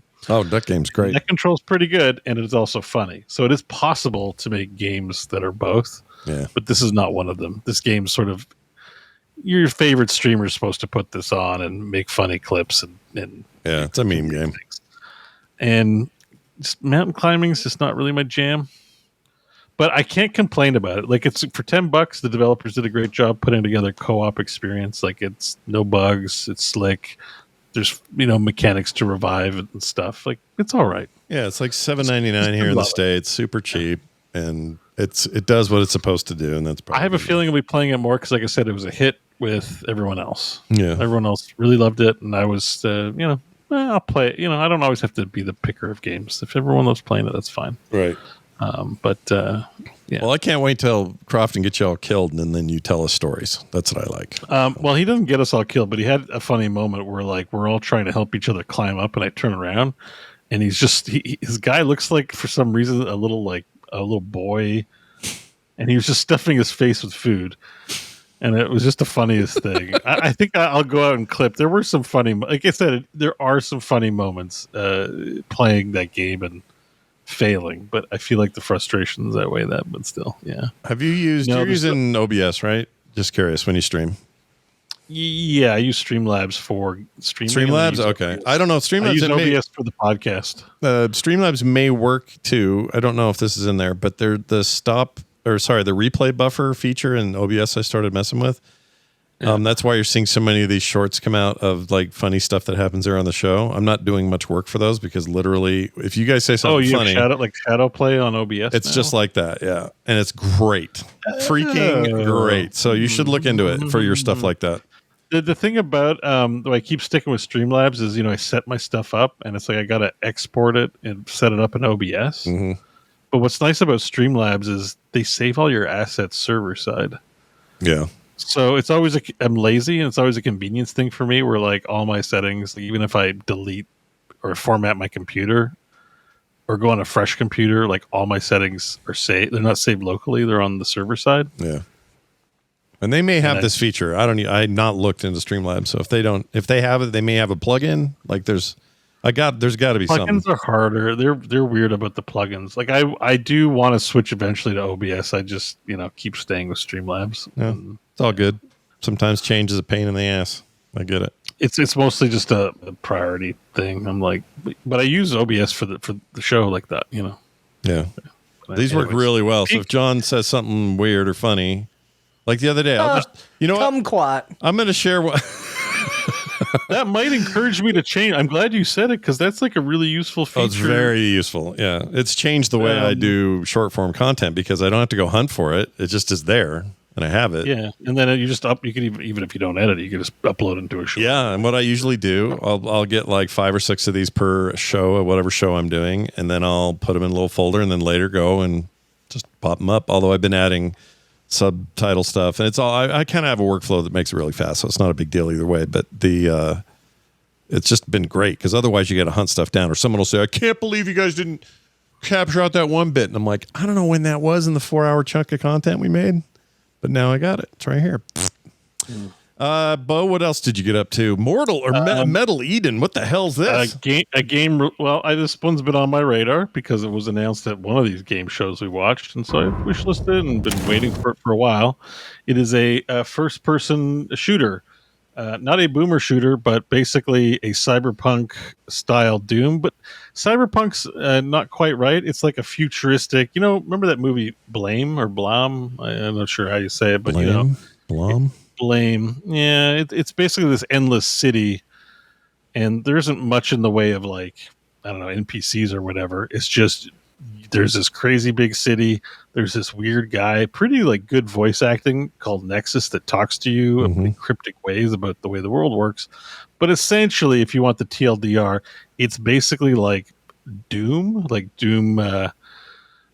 controls like the first Doom, basically, but also I'm reading a bit of Titanfall. Like it has wall running, you have a grappling hook, like traversal's fast and snappy, and the shooting is big. It doesn't have glory kills, but what it does have is you rip cores out of people, and you can throw them as a grenade, or you can consume the core and do a super punch to get ammo for your other weapons, of which there's a very small amount of ammo.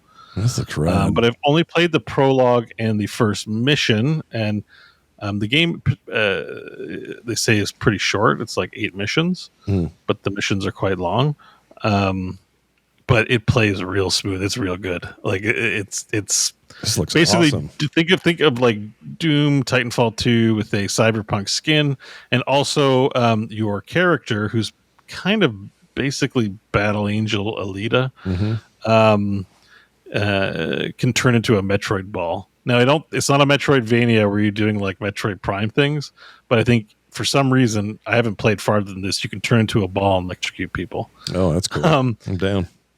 This game's awesome. If you want a snappy, modern graphics first-person shooter, this is good. I think it's probably a smaller team that made it. You can kind of tell that it's like a tighter budget, but what they've done with it is put it in all the right places to make a fun game. I really am enjoying it so far. Yeah, it looks awesome. Oh my gosh, I ain't heard of this. And it's funny how like Doom sort of spoils you. This is a no shield game, and I'm like, oh shit, I can't block shots and stuff. I gotta move around again. Oh right, and it's good. It's good. Like I like Doom with the shield, it's fine. But also we're back to classic run and gun, dodge, and grappling hooks, and all kinds of cool shit. It's good. Looks really cool. Yeah. I get a real kick out of this game, and I love my first-person shooters. I'm going to be playing a bunch more in the weeks to come because I think I mentioned on the show last week, Pop and Fresh bought me Borderlands 4, so that's like September 12th. Oh, nice! I'm going to play some Metal Eden for the next week, and then next Friday is Borderlands. We'll still have a show before the launch of Borderlands. Oh, is it out after we're done? Is that the night? It's on Friday next week. Oh, okay. Although, don't we have a Friday show coming up? Yeah, I think it's the one after that, though. Okay. Oh, you said the 19th. Yeah, well, I think it was the 19th. 19th, yeah. I have a contract signing on that Thursday for nerdtacular things. Yeah, very exciting. Ooh. Scary stuff. It means I'm committing. It means it's in. It means it's happening. There's no going back, is what it means. Scary. Oh, I thought it meant we were getting like Shaq. I don't know that you haven't announced where it's taking place, right? I have. Salt Lake City, Utah. The dates. Oh, you weren't here for this. The dates are confirmed. June 11th through the 13th of next year. I saw the tweet. I'm just wondering, is it up on the mountain again? No, we're doing it down. We're doing it in the city. Oh, okay, that's good. Way more access to everything. The elevation will mess with you. Was really rough on me. I had a headache the whole time, and I realized I'm getting less oxygen because I'm at sea level. Yeah. Plus, you kissed me on the cheek, and that was that. I put that down to too much. It made the lint from your butt jump onto soap. The blue lint. You leave my lint alone, man. Talk shit about my butt lint. Oh man, yeah, it's in the city. None of that should be an issue, and it's No, that's good. That's the only thing is like I'm just like I love it up in the mountain. I'd be happy to go again, but I'm like I gotta prepare. Like, do I bring extra oxygen? Like, I don't know. I gotta think of a way to survive up there. I just don't want to have a headache while I'm having. Yeah, the nice thing about this time will be if people want to go up there for quick excursions or whatever, they can. And there's multiple canyons. It's not just the one we went up to, so it's still an option for those who are just like, I want to go to the mountain while I'm here or whatever. That's totally fine. They can. But it's going to be the best time of year for weather. It's going to be the perfect temperatures. It's going to be green. It's going to be just amazing that time of year. So yeah, I don't think I'll need to go up to the mountain, but it's fun that it's an option. I'll just want to hang out with you guys. Yeah, hell yeah. My wife wants to. And good. My son will want to because he loves going on the mountain. Yeah, mountains are awesome. So He's like, I want to go on the mountain. we were just up the mountain. That's where I went for my little getaway, and I played a lot of No Man's Sky on the mountain. Oh, Tanner says he'll bring some oxygen tanks. He has oxygen. Tanner, you have oxygen tanks? We're gonna huff tanks together. That sounds Sweet. great. You want a tow? Bo, I'll get you a tow. Hey, I'm going to do a special one-off with Tanner tomorrow, just an audio interview. He and I are going to talk about all the games he played at Gamescom. He played everything. He was at Gamescom's like seeing everything. Okay. So we're going to do a whole little special episode. I'm going to record it, probably half hour or something, put it up on the feed while we're between shows. It seems like a waste. He spent all that time going there, and he's part of the community. He should be the one reporting on. He's our guy on the ground. Exactly. He had other stuff going on, but anyway, I mean, huge thanks to him. I saw photos and stuff on social media. He was like seeing, people and stuff. Yeah, he's a big shot at that place. Yeah. Didn't he? When he got his tattoo, is it London? Anyway, France somewhere. He got a tattoo, and he had the guys at the tattoo parlor didn't know what to listen to while they were working on him, so he talked him into running our most recent show. So last week's show, I think it was. On speakers in there, and it takes a long time to get tattoos, so they heard the whole thing and loved it, and it's like they're laughing the whole time. So they're apparently those guys are like fans now. They might be listening to the show this week. Yeah, which is great. Yeah. So shout out to. Sorry, I didn't catch the name of your barbershop. Tattoo shop, big close. A tattoo shop. I'll be having a wonderful. Can I get a shave and a permanent bit of ink on my left buttock? And how do you feel about? I mixed them up. I know it's a tattoo shop. It's like mix them up. That's a big mistake. You mix it up in real life. Yeah, no kidding. I haven't been to a barbershop. I haven't gone for a haircut. It might have been 2012. Oh my gosh. I've never paid for a haircut, not once in my life. Yeah, I don't have to worry about it very often. I've never gone for a trim or anything like that. I do my own trims too. It's what moms, sisters, and wives are for, to be honest. I've got mine, but my mom will do it for me too. Yeah. I like to just let mine grow. Yeah, just let it go out natural. Well, do you bick yours at all? Do you? No, I have one of those pit bull razors. Oh, honestly, you do this? I need to do it. Yeah. Oh, you're getting a little of the Picard on the side there. Yeah. It's the one it doesn't matter how easy they make shaving your head. I hate doing it. I bet. And it's just obnoxious. It's like I liked it better when I had hair and had to get haircuts. Yeah. It's more annoying to shave it than it was to get haircuts for whatever reason. I've heard that before, especially those things. I guess they are easy, but it's still, you got to go do it. And you got to think about it. And I don't know. It's like shaving. I hate shaving. I bicked my head once and my girlfriend laughed at me because apparently I look like the Dalai Lama when I have no hair. Was this the Taco Bell girlfriend? Or no, McDonald's? What was it? You had a girlfriend at a restaurant you worked at or something, and you sent us a picture. Well, we met at McDonald's. There was one where we met at McDonald's. We worked together, and I was like, "Do you want to go on a date?" Yeah. And you said, "I know where we can get some fries and some burgers." It was that one, yes. I know where a milkshake machine's working, baby. All right. It hasn't been used all day because we told everybody it wasn't. Yeah, they don't think it's working. See, right there, that was a pretty funny conversation. So I just hit this switch. I have a quick key. In fact, I have it programmed on my Stream Deck, and it literally just told OBS to capture the last 2 minutes of conversation, and now I got a clip out of it. Oh, boy. Sweet. You got to do it. That's great. All right, that is it for I didn't really define her as a McDonald's girlfriend. It was like oh no, it's a fair point. A small percentage of the relationship. We both left pretty soon after. Yeah, they forget that. I went to Screw go that work place. at Starbucks. Yeah, Thank you very much. Yeah, you did. Tell me about your WoW time. Looks like you beat a boss here, some kind of big, scary Yeah, we'll creature. just check in. We're doing we're starting our heroic, but I'm showing the Dimensius fight because the Dimensius fight's awesome, and I'm just saying It does look cool. Looks like a hell of a fight. Oh yeah, it's a good patch. I'm It's a sure. good patch. I'm sure that me missing everything pretty much since May or whatever.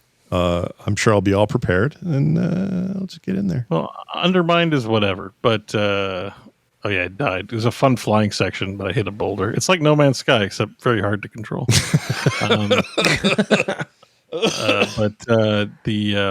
The raid fight's awesome. I really like this raid. I really like the theme, and I like when WoW is doing it's like, oh, we're gonna push the main story of this world saga forward. Then I'm like, I'm all ears. Once it starts being like when Bobby was talking about like there'll be some quests in the town that you'll all work together. I'm just like, it's not what I want to come. I get it's a game for a lot of different people, right? But I'm just like, I'm not here to do Farmville. Like I do not. I'll just play Valheim. Like it's a better game for that stuff. Maybe housing will blow your mind. You'll be all into it. I remain open-minded, but like I am definitely do not like at this juncture. There's nothing they could say or do to get me hyped. It would just be a case of we play it and it's so awesome that I'm like, yep, believe the hype. But I remain very skeptical that the housing stuff isn't done better in like No Man's Sky and Valheim and 100 other games. That I'm just like, I don't know. I'll believe it when I see it. Every time I see but it. I am looking forward to beating up some bad guys. Oh, of course. Yeah. When I see screens like this, I always think of John and how WoW has been steadily stealing projection mechanics from Final Fantasy. You notice that? I've been meaning to say this to you for 2 weeks, John, but one of our guild mates, Xantar, he wanted me to tell you something specifically that this fight is the most Final Fantasy 14 fight they've ever had. Because nice. There's a lot of people that are in a permanent state of trying to get John to actually play and raid with us. So, Oh, is this an attempt? You are desired and missed in the core guild, and once you join and start playing it, I can stop taking those requests. You'd be doing me a favor, at least. But that ground projection thing they do now is very reminiscent of the fights I've seen in that game. Yeah. Like a lot like this. There's a reason I really like raiding in Final Fantasy, and it's because of stuff like this. I think it's very cool that WoW's doing it. Yeah, I do too. That's it shouldn't be about what does this boss do? It's mass confusion and panic. It should be about like, I know what's coming and I have to perform my role well while doing the dance. And like, that's to me what raiding is. And that's what I get in Final Fantasy. And I'm glad to see WoW's finally coming around. Doing what they got to do. This last boss though, Dimensius, is like when I'm in the guild group, it's like so smooth, right? And everything's telegraphed, and we learn. Like it doesn't take that long to learn. In LFR, oh my god, it's such a shit show, dude. No, LFR is terrible. Xantar's in the chat, and he wanted to clarify that his take was far hotter than that. Clearly a core fan who's like, you said it too nice. I said it meaner. Give me the meaner one. He said, it's that bad WoW encounter devs learned to copy from better devs at Square Enix. That's why raids are getting good. Oh, man. That is a hot take. That is very hot. I guess because I haven't raided in Final Fantasy 14, I can't put the oomph behind it. And it's been 3 weeks since we had that conversation. So I'm forgetting the spiciness of it. I'm just trying to... I'm passing along what I remember. Yeah, and plus he binged his head. Look at his head. Look what happened. Yeah, look at it. He might have a concussion. Yeah, if you had that looked at, Bo, you'd probably look at that, Well, it happened before my doctor's visit, and now I realize the doctor was talking to me this whole time, seeing this thing and not asking about it. So I assume Scott. Pinch and zoom, baby. We got to get in there. We got to see what's up. What's going on? We're going to enhance it. It's a vagina. Oh, no. All right. It's not a vagina. Oh, have I got a forehead vagina? You should put that little horn that Snake had in Metal Gear Solid 5 just popping out of the... You remember the horn he had? Yeah. It slowly got hornier throughout the game. I do remember that. That's a weird part of that game. I know there's a lot of weird things in that game. Like the whale that only showed up once in the sky. I don't know. I know that's nonstop weird, but the horn was weird. All right. I'm going to put that out there. Nothing wrong with some horns. Well, speaking of horns, I'm going to honk one. I take a horn over a vagina. I'm just saying, if one of those two things are going to happen, I think the horn would be cooler, than a vagina on your face. Vaginas are cool. I just don't think I want one on my forehead. Oh, they're great. They give birth. But horns seem to be the right place for Yeah.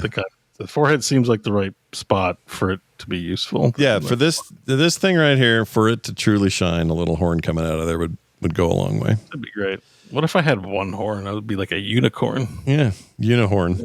A humahorn. Humahorn. Anyway, hey, I got some good news, guys. You want to hear the best news you've ever heard in your life? Check this news out. Randy Pitchford joined our Patreon. Not the real one. What?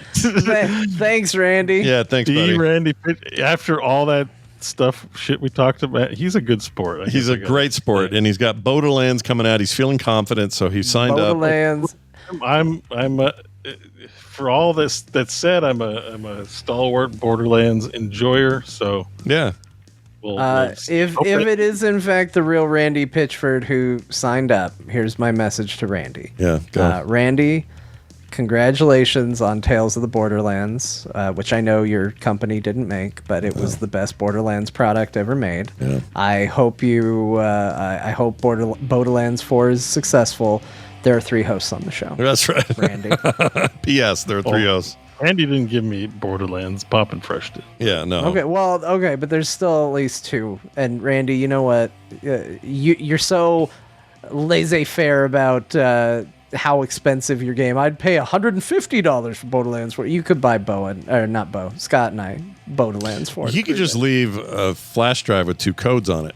Just you know what I mean? We won't look at any of the other files just in case. Just a folder that says codes maximum for Scott discretion. Yeah, no problem. Piece of cake. What else might be on there? Like, open the file that says Borderlands 4. Don't open the file that says Magic Ideas.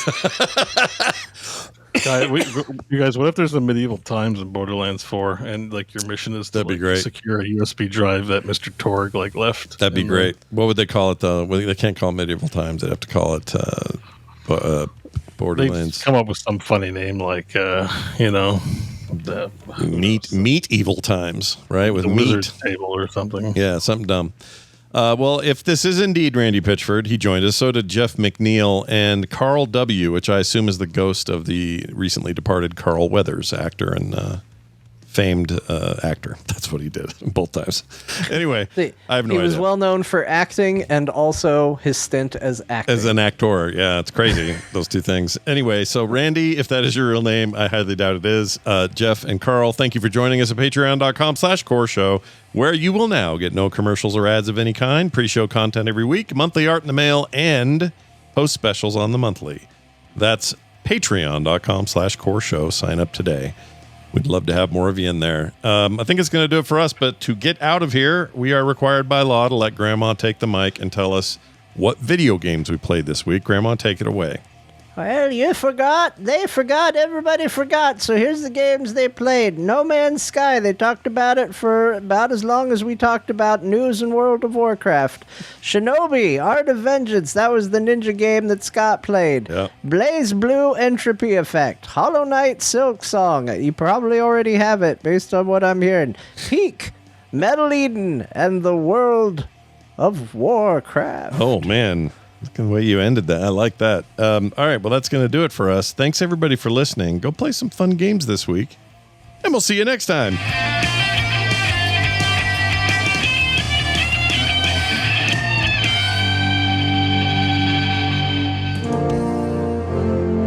This show is part of the Frog Pants Network. Yes. Get more at frogpants.com. What?